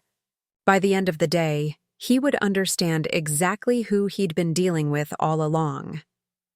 The Vertex Solutions headquarters stood silent on Sunday morning, the normally bustling corridors empty save for the small group gathering for the emergency board meeting. Scott and I arrived at 9:10 a.m., finding Rachel Goldstein already waiting in the executive conference room, reviewing documents with methodical precision. "Rebecca," she greeted me, rising to shake my hand. "It's been a while since I've seen you in this building." "Circumstances change," I replied, setting my briefcase on the polished table. "Thank you for coming in on such short notice." Rachel nodded, her expression serious. "After reviewing what Scott sent over, I wouldn't be anywhere else. The situation is concerning, to put it mildly." "That's an understatement," Scott said, pulling up the presentation we'd prepared. "Have you had a chance to look at the Westridge documents?" "I have," Rachel confirmed grimly. "Combined with the potential SEC investigation, we're dealing with multiple layers of legal exposure. How do you want to handle this?" I considered our options carefully. "Our primary goal is protecting Vertex. Derek needs to be removed, obviously, but we need to do it in a way that minimizes collateral damage to the company." "Agreed," Rachel said, "which means balancing disclosure requirements with damage control." She hesitated before continuing. "There's something else you should know. I received a call from Derek's personal attorney 20 minutes ago." Scott and I exchanged alarmed glances. "What did he want?" Scott asked. "To inform me that Derek is prepared to challenge Rebecca's ownership claim in court," Rachel replied. "He's suggesting the arrangement was improperly documented and that Rebecca abandoned her governance rights through years of non-participation." "That's absurd," Scott protested. "The ownership structure is ironclad." "It is," Rachel agreed. "But Derek doesn't need to win such a challenge. He just needs to create enough uncertainty to maintain his position during protracted litigation." I absorbed this development with calm determination. So he's shifting from undermining Scott to attacking my legitimacy directly. Desperate moves from a desperate man. Exactly. Rachel nodded approvingly, which gives us an opening. Desperate people make mistakes. The conference room door opened, and Vanessa entered with Eliza Winters. Both women appeared tense but resolute. The complete Westridge files are uploaded to the secure server, Vanessa reported, including the internal risk assessments that were removed from the board presentation, and I've prepared a statement regarding the information that was withheld. From the marketing team, Eliza added, placing a folder on the table, including dates when certain disclosures should have been made but weren't. I studied Eliza, noting the decisive shift in her allegiance. Thank you. This couldn't have been an easy decision. It wasn't about easy, she replied evenly. It was about right. Vertex deserves better than deception, regardless of who's responsible. The door opened again, and James Harper entered, the longest-serving board member and a steadfast advocate for corporate governance. His expression was grave as he greeted us. Rebecca, Scott, he nodded. Quite the situation we find ourselves in. Derek's been calling board members since dawn, painting a rather alarming picture of governance breakdown. I imagine he has. I replied calmly. Has he arrived yet? Just pulling into the parking garage according to security, Harper confirmed, along with Diane Lowell and Catherine Zhao. Then we have a few minutes, Scott noted. James, there's information you need to review before the meeting officially begins. While Scott briefed Harper on our findings, I stepped aside with Rachel to discuss the final strategy. How explicit should we be about the potential SEC investigation? Cautious but clear, Rachel advised. The board needs to understand the severity without creating panic. Once they see the evidence of information selling, they'll recognize the legal imperative to act decisively. Moments later, Diane Lowell and Catherine Zhao entered, both appearing confused by the tension in the room. Someone want to explain why I'm here on a Sunday instead of at my daughter's soccer game? Diane asked bluntly. All will be explained when everyone's present, I assured her, but I appreciate you coming on short notice. Catherine studied me with newfound interest. Rebecca Mitchell, or should I say Rebecca Harlow. Quite the revelation last night from what I hear. I smiled. Long overdue, perhaps. How was your trip to San Francisco? Before she could respond, the door opened once more, and Derek Walsh strode in, his confident facade firmly in place despite the circles under his eyes suggesting a sleepless night. He faltered momentarily upon seeing me, clearly not expecting my presence. Rebecca, he recovered quickly. I'm surprised to see you here. This is a formal board meeting about corporate governance matters. As a majority shareholder, corporate governance is very much my concern, I replied pleasantly. Wouldn't you agree? His jaw tightened almost imperceptibly. The nature of that claimed majority stake is precisely what we need to discuss. The remaining board members connected virtually as Derek attempted to take control of the room. Now that we're all here, I've called this emergency meeting to address a significant governance issue that emerged last night. Rebecca Mitchell has made certain claims about— Before we proceed, James Harper interrupted, I believe we should formally call this meeting to order and establish the agenda. Of course, Derek agreed, though his annoyance was evident. As I was explaining. Actually, Harper continued firmly, given the nature of the concerns raised, I suggest Scott chairs this meeting rather than either potential interested party. Derek's confident expression faltered. I called this meeting. You requested it, Harper corrected. The board determines its own procedures. All in favor of Scott chairing today's discussion? A chorus of agreements followed, leaving Derek outmaneuvered before the meeting had properly begun. Scott moved to the head of the table with composed authority. Thank you, he said. Now, there are two distinct issues before us today. Questions about Vertex's ownership structure and concerns about potential misconduct related to the Westridge acquisition proposal. Given the serious nature of both, I suggest we address them systematically. Derek leaned forward.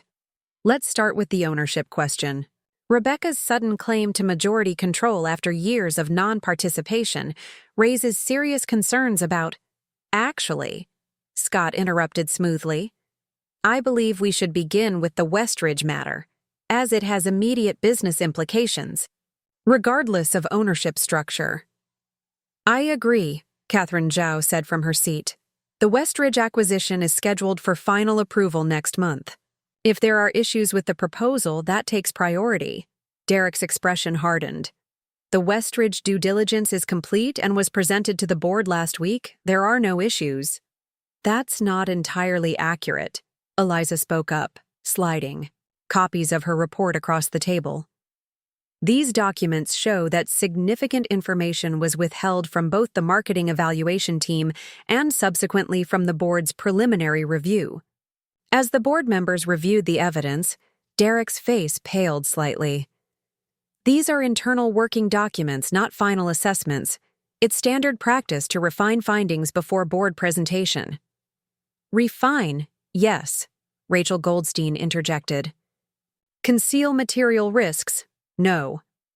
The product liability issues identified in these reports represent potentially catastrophic exposure that any reasonable due diligence would have flagged as a deal-breaker. Product liability? Diane Lowell frowned, examining the documents. There was no mention of this in what we reviewed. Because it was deliberately removed, I stated calmly, activating the presentation screen. If you'll direct your attention to the timeline we've prepared, you'll see when these issues were first identified, when they were documented, and when, 3 days later, they were deleted from the final report presented to the board. Derek's composure cracked visibly. This is absurd. You've had no access to these files. You've been at home arranging dinner parties, not reviewing corporate documents. And there's the fundamental misconception, I replied, meeting his gaze, steadily. My choice to prioritize family never meant abandoning my responsibility to Vertex. Every major decision, every significant proposal, every financial statement, I've reviewed them all. The only difference is that I did it from my home office rather than this building. If that were true, Derek challenged, desperation edging into his voice, you would have raised these concerns through proper channels, not in some dramatic ambush. I did raise them, I corrected him. The proposal was rejected Friday afternoon. Check your email, the one you've been ignoring since the party. The board members turned to Derek expectantly, watching him squirm under sudden scrutiny. His earlier confidence had evaporated completely, replaced by barely concealed panic. But this is just the beginning, Scott continued gravely, advancing to the next slide. More concerning are these financial transactions between Mr. Walsh and offshore accounts, traced back to Westridge executives. The room fell silent as the implications sank in. Derek's face drained of color as he saw the transaction records displayed on the screen. You can't— those are private records, he sputtered, which became relevant when they established a pattern of payments coinciding precisely with key milestones in the acquisition process, Rachel explained professionally. Payments that suggest a personal financial interest in pushing through a deal known to be detrimental to Vertex. This is a setup, Derek declared desperately. Rebecca is trying to seize control of the company and is manufacturing evidence to discredit me. That's an interesting theory, I replied calmly. But it fails to explain why the SEC has been monitoring these same transactions as part of an ongoing investigation into corporate espionage. The bombshell landed with devastating impact. Board members exchanged alarmed glances as Derek visibly struggled to process this revelation. Corporate espionage, Catherine Zhao repeated incredulously. What exactly are you suggesting? I nodded to Scott, who advanced to the final slide, the most damning evidence we'd assembled. This timeline correlates Derek's meetings with competitors. against subsequent disclosures of proprietary Vertex information. The pattern is unambiguous. Derek's face contorted with anger and fear. This is slander. You have no proof I disclosed anything. Actually, James Harper interjected, studying the evidence, these server access logs show your credentials were used to download the exact files that later appeared in competitors' hands. Unless you're claiming someone stole your access codes? Melissa, who had been sitting quietly at the back of the room until now, stepped forward. Derek, please, just tell the truth. Her voice trembled slightly, but her resolve was evident. I've watched you change over these past years. This isn't who you are. All eyes turned to her unexpected intervention. Derek stared at his wife in disbelief. Melissa, what are you doing here? I called her, I said quietly. She deserved to know what was happening. Melissa straightened her shoulders. I found receipts, Derek. Dinners with Westridge executives you never mentioned. Late-night calls. You took in the garage. When Rebecca contacted me this morning, it finally made sense. You had no right, Derek hissed at me, his facade crumbling further. She had every right, Melissa countered. Unlike you, Rebecca respected me enough to offer the truth. Cornered from all sides, Derek changed tactics. Look, business intelligence gathering is complex. Sometimes information needs to flow strategically. To position the company advantageously, I've been protecting Vertex's interests when Scott was too timid to make necessary moves. By selling our proprietary technology to Metatech for personal gain? Scott challenged. How exactly does that protect Vertex? You wouldn't understand the nuances, Derek insisted, desperation seeping into his voice. Sometimes you have to make difficult choices for the greater good. The greater good of your offshore accounts? Catherine Zhao asked pointedly. Derek's expression hardened. You don't understand the pressures of actually running this company day to day. While you've been taking it easy, coasting on early success, I've been fighting to keep us competitive. I understand the pressures perfectly, Scott replied evenly. What I don't understand is betraying the company that trusted you. Trusted me? Derek laughed bitterly. I was never truly accepted in the inner circle. Always the outsider, the hired help, while you and Rebecca maintained your cozy family control. He turned to the board members. Don't you see what's happening? They're closing ranks to maintain their dynastic grip on Vertex. What I see, Diane Lowell responded coldly, is evidence of serious misconduct that has nothing to do with who owns controlling shares. Derek's desperate gaze swept the room, finding no allies. Even Eliza, his longtime supporter, sat firmly aligned with the opposition. His shoulders sagged as the inevitable conclusion dawned on him. So this is it? He asked, a hollow laugh escaping him. One dinner party comment about housewives and you destroy my career? No, Derek, I corrected him quietly. Your career was destroyed the moment you decided to betray this company for personal gain. My revelation simply accelerated the timeline of discovery. The room fell silent as Derek's justifications hung in the air, hollow and self-serving. I exchanged a glance with Scott, then addressed the board directly.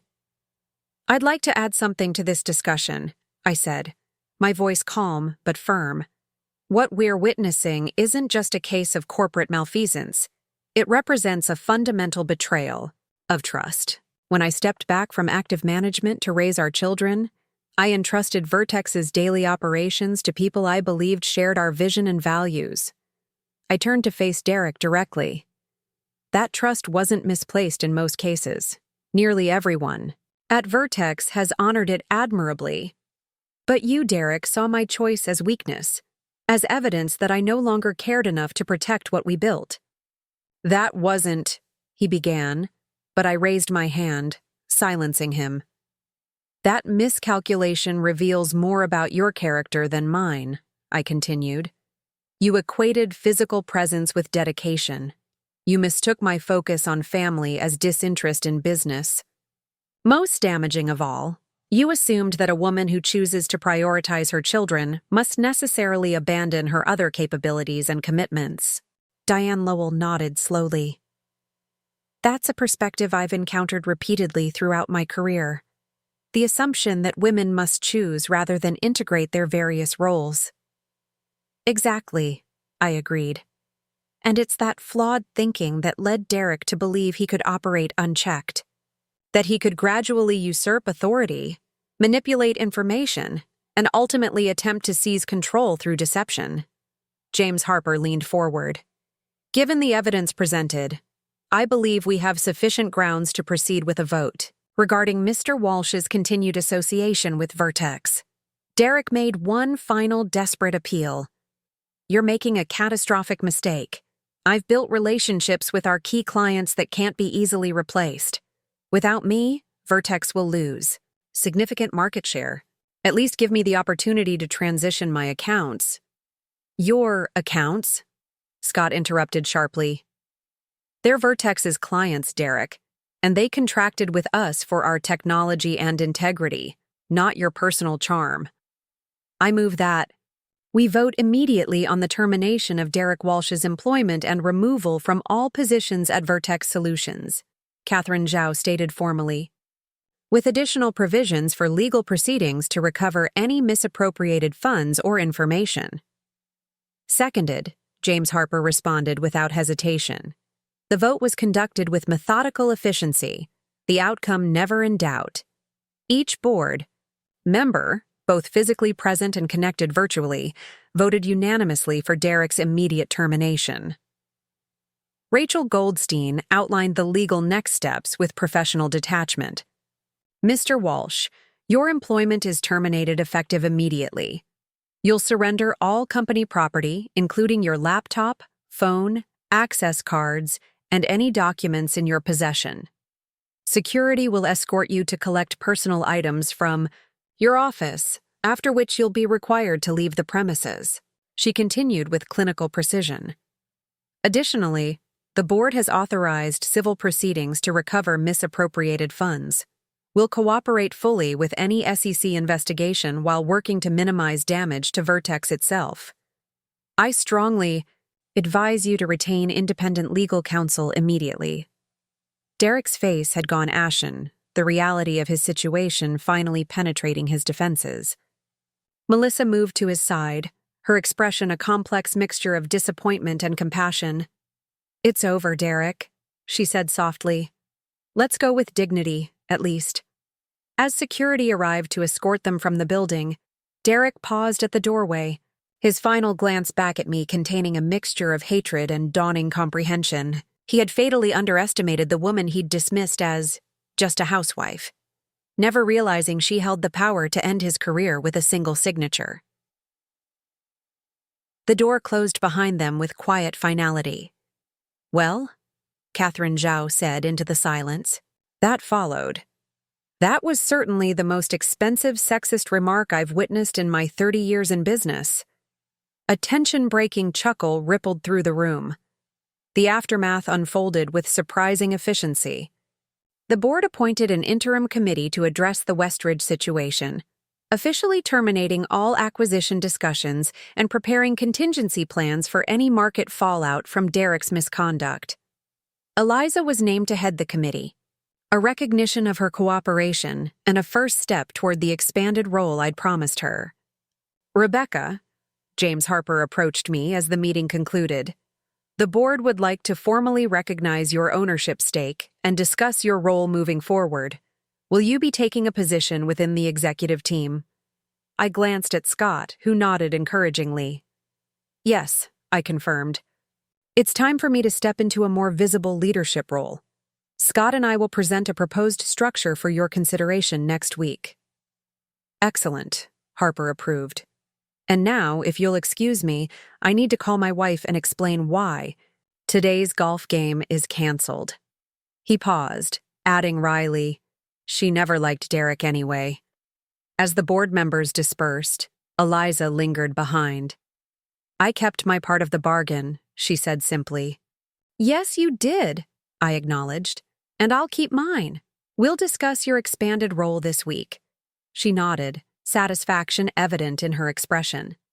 I look forward to working with the real Rebecca Harlow, not just Rebecca Mitchell the socialite. They're the same person, I corrected her gently. Just different facets of a complete life. After everyone had departed, Scott and I remained in the now quiet conference room, absorbing the monumental shift that had occurred in less than 24 hours. Well, Scott said finally, that was quite possibly the most expensive insult in corporate history. I laughed, tension releasing after the intense confrontation. Derek never understood that being underestimated can be a strategic advantage.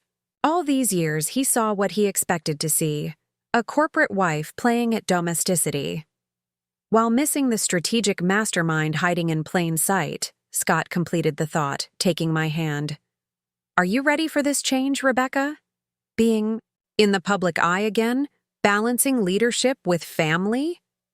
I considered the question thoughtfully. I'm not the same person who stepped away 10 years ago. Motherhood hasn't diminished my capabilities, it's enhanced them. Negotiating with toddlers is excellent preparation for dealing with difficult executives. Scott grinned. Certainly worked on Derek. The difference now is that I don't have to choose between identities, I continued. I can be Rebecca Harlow, the business leader, and Rebecca Mitchell, the mother. They're not mutually exclusive. What about Lily? Scott asked, voicing the concern closest to both our hearts. How do you think she'll adjust? I smiled, remembering our daughter's parting words that morning. I think she'll thrive seeing her mother's complete self. We've always taught her that choices should expand possibilities, not limit them. Now I get to demonstrate that principle firsthand. As we gathered our materials and prepared to leave, my phone chimed with a text from my mother. It's done. I replied simply, It's done. Derek's gone. Coming home soon. Her response came immediately. Your father says to bring champagne. Lily says to hurry. She has questions. Scott read the exchange over my shoulder and laughed. Our daughter certainly doesn't waste time. She comes by it honestly, I noted, slipping my phone into my purse. From both sides of the family. We walked together through Vertex's silent Sunday corridors, the company we'd built standing at the threshold of a new chapter. The path ahead would bring challenges, explaining the leadership changes to employees, navigating the SEC investigation, repairing relationships with clients who might have been affected by Derek's actions. But for the first time in a decade, I would face those challenges openly, as my complete self rather than from the shadows. You know, Scott observed as we reached the parking garage, for all his faults, we should probably thank Derek. Thank him? I echoed incredulously. For corporate espionage and attempted sabotage? No, Scott smiled, squeezing my hand.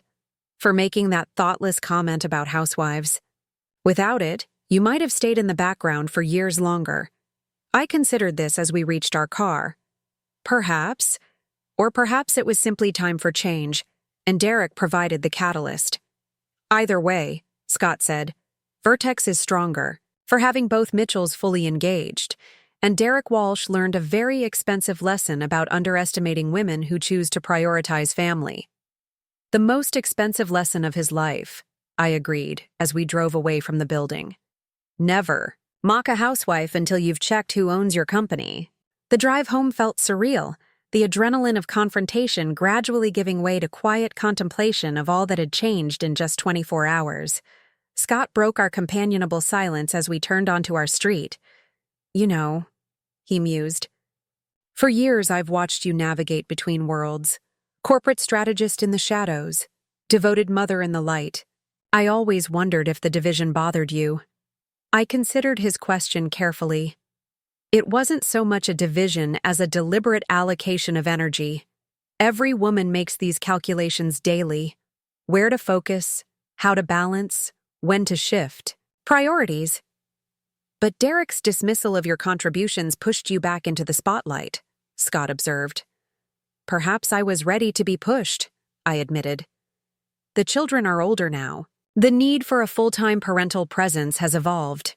And honestly, I've missed certain aspects of active leadership, Scott smiled. Vertex will be better for having both Mitchells fully engaged, though I suspect our competitors might feel differently. They'll adapt, I laughed softly, just as our family will. When we arrived home, a surprise awaited. Not just Lily and my parents, but my brother Michael and his wife Stephanie, who had arrived after hearing the news, all gathered in anticipation of our return. The kitchen counter displayed an impromptu celebration spread, champagne chilling, platters of food, and a homemade sign in Lily's artistic handwriting. "Congrats on owning Dad's company, Mom." "Really, Lily?" Scott chuckled as we entered. "I still run the place, you know." "Yeah, but Mom can fire you," our daughter replied cheekily. "That makes her the real boss." Everyone laughed, the tension of the day breaking in the warmth of family connection. My mother embraced me first, whispering, "Beautifully handled, darling. Your father hasn't stopped talking about how impressed he is, though he'd rather die than admit it directly." Michael approached next, giving me the bear hug that had been his trademark greeting since childhood. "So, my little sister officially emerges from corporate witness protection," he teased. "About time the world discovered what the family has always known." "And what's that?" I asked, accepting a glass of champagne from Stephanie. "That underneath all that perfect homemaker polish beats the heart of a strategic mastermind," he replied, with brotherly pride. "Remember when you negotiated my curfew extension with Dad in high school? Used his own business principles against him?" My father snorted from across the room. I knew exactly what she was doing. I was impressed enough to agree, which is precisely how she's always operated, my mother noted with satisfaction. People underestimate her, then wonder what happened as she's standing in the winner's circle. As I stepped through the door to their welcoming embrace, I felt the seamless integration of my worlds. The businesswoman, the mother, the wife, the daughter. All aspects of a whole person finally free to exist simultaneously, rather than in carefully separated domains. Lily sidled up beside me as the adults broke into smaller conversation groups. "Mom?" she asked quietly. "Can I ask you something?" "Of course, sweetheart. Were you ever sad about not being recognized for what you did at Vertex? For letting Dad be the face of it all while you stayed in the background?" The perceptiveness of her question struck me. At 16, she was already contemplating the complex trade-offs women navigate throughout their lives. "Not sad," I answered thoughtfully. "It was a conscious choice, not something forced upon me. There's profound satisfaction in knowing your true impact, even when others don't see it." "But now everyone will know," she pointed out. "Yes," I smiled. "Because the circumstances have changed, and so have my priorities. That's the beauty of designing your own path, Lily. It can evolve as your life does." Her thoughtful expression suggested she was filing this away for future reference. Lessons in womanhood passed from mother to daughter in real time.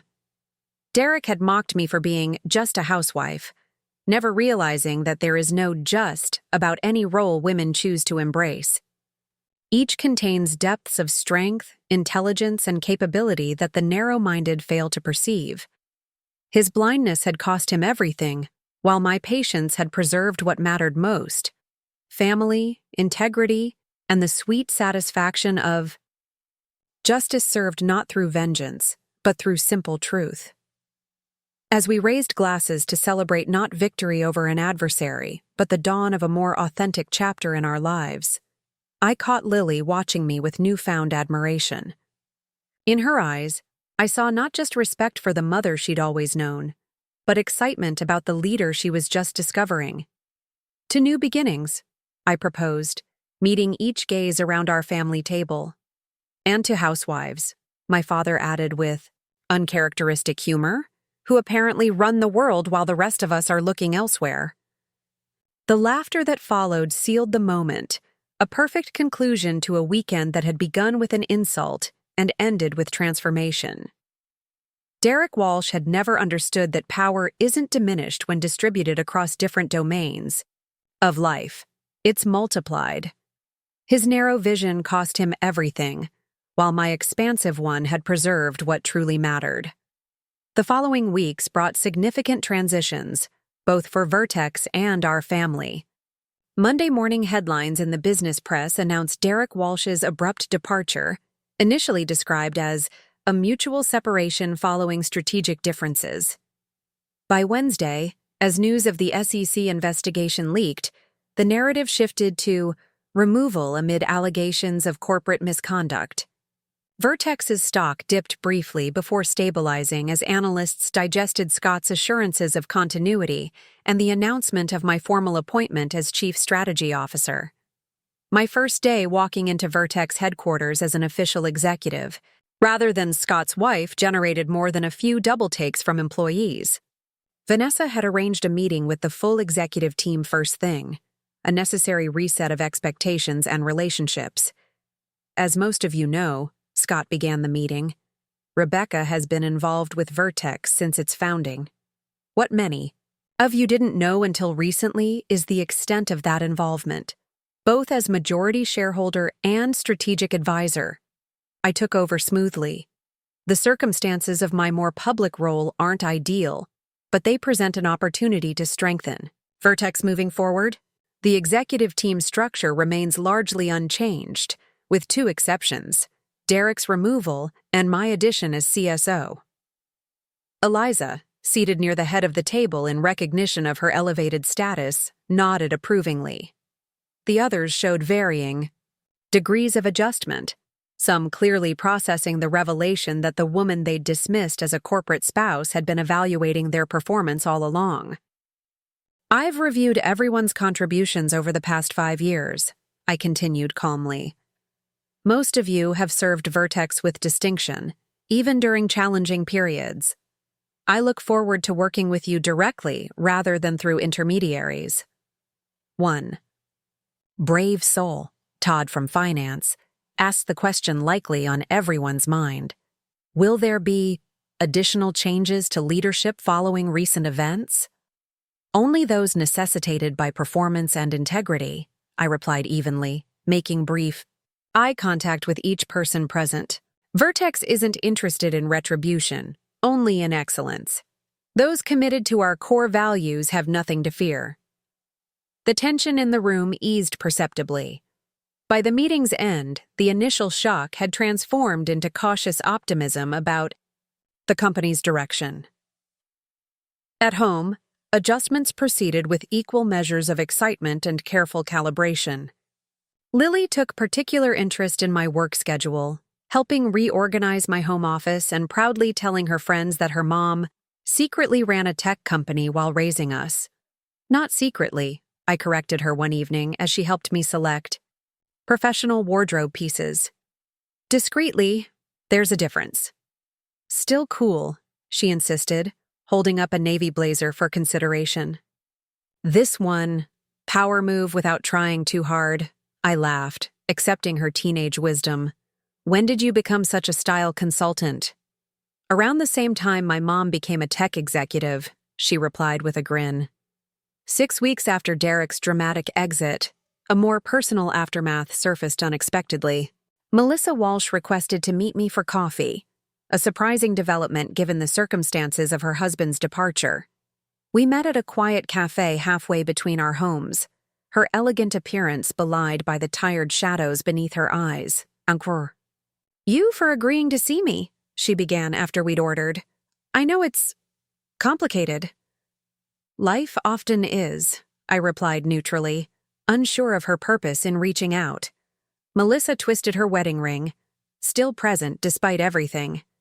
Derek's facing criminal charges. The SEC investigation uncovered more than even you knew. I nodded, having been briefed by Rachel on developments. I'm sorry, Melissa. Truly. Are you? She asked, not accusingly, but with genuine curiosity. After what he did to Vertex? To Scott? To you? I'm sorry for you, I clarified. And for your children. Derek made his choices, and now he faces the consequences. But those consequences affect innocent people too. She absorbed this, then asked the question that had likely prompted our meeting. How do you do it, Rebecca? Balance everything so seamlessly? I always envied that about you, even when Derek was dismissing your contributions. The irony wasn't lost on me. Seeking life advice from the woman whose revelation had catalyzed her husband's downfall. I don't know that seamless is the right word, I admitted. It's more like conscious integration, recognizing that different aspects of life don't have to be compartmentalized to be managed effectively.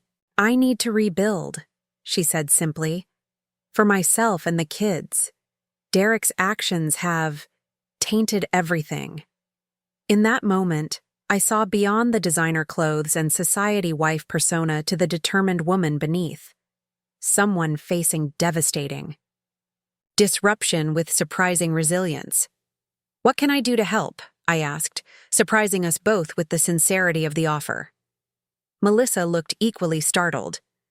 You would help me? After everything?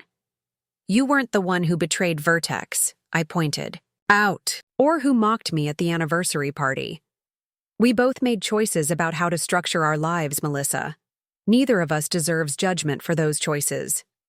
A month later, Melissa accepted a position with a nonprofit focused on financial literacy for women, a fresh start leveraging her business degree long overshadowed by her role as Derek's wife. When she texted to share the news, her message reflected our evolving understanding.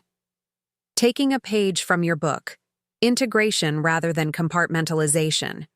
Thank you for showing it's possible. Some lessons come at devastating cost.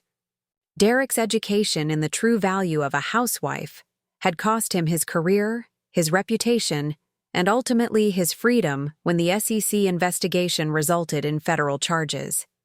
Mine had confirmed something far more valuable, that a woman's power doesn't diminish when distributed across different domains of life. It multiplies in ways the Derek Walshes of the world never see coming until it's too late to stop it. 3 months after that fateful anniversary party, Vertex announced record quarterly earnings under its newly integrated leadership team. The business press, initially skeptical about the leadership shakeup, now praised the company's resilience and strategic vision. My official portrait appeared alongside Scott's in the annual report, my biography listing both my venture capital, credentials, and, at my insistence, my years managing family and home while contributing to Vertex's growth. Because the most powerful position is often the one dismissive men underestimate, sometimes even when it owns their company. Looking for more? We've got 2 amazing stories ready for you right on screen. If this one touched you, these are absolutely worth your time. Click to watch them now. And hey, subscribe and hit that bell to never miss our latest uploads.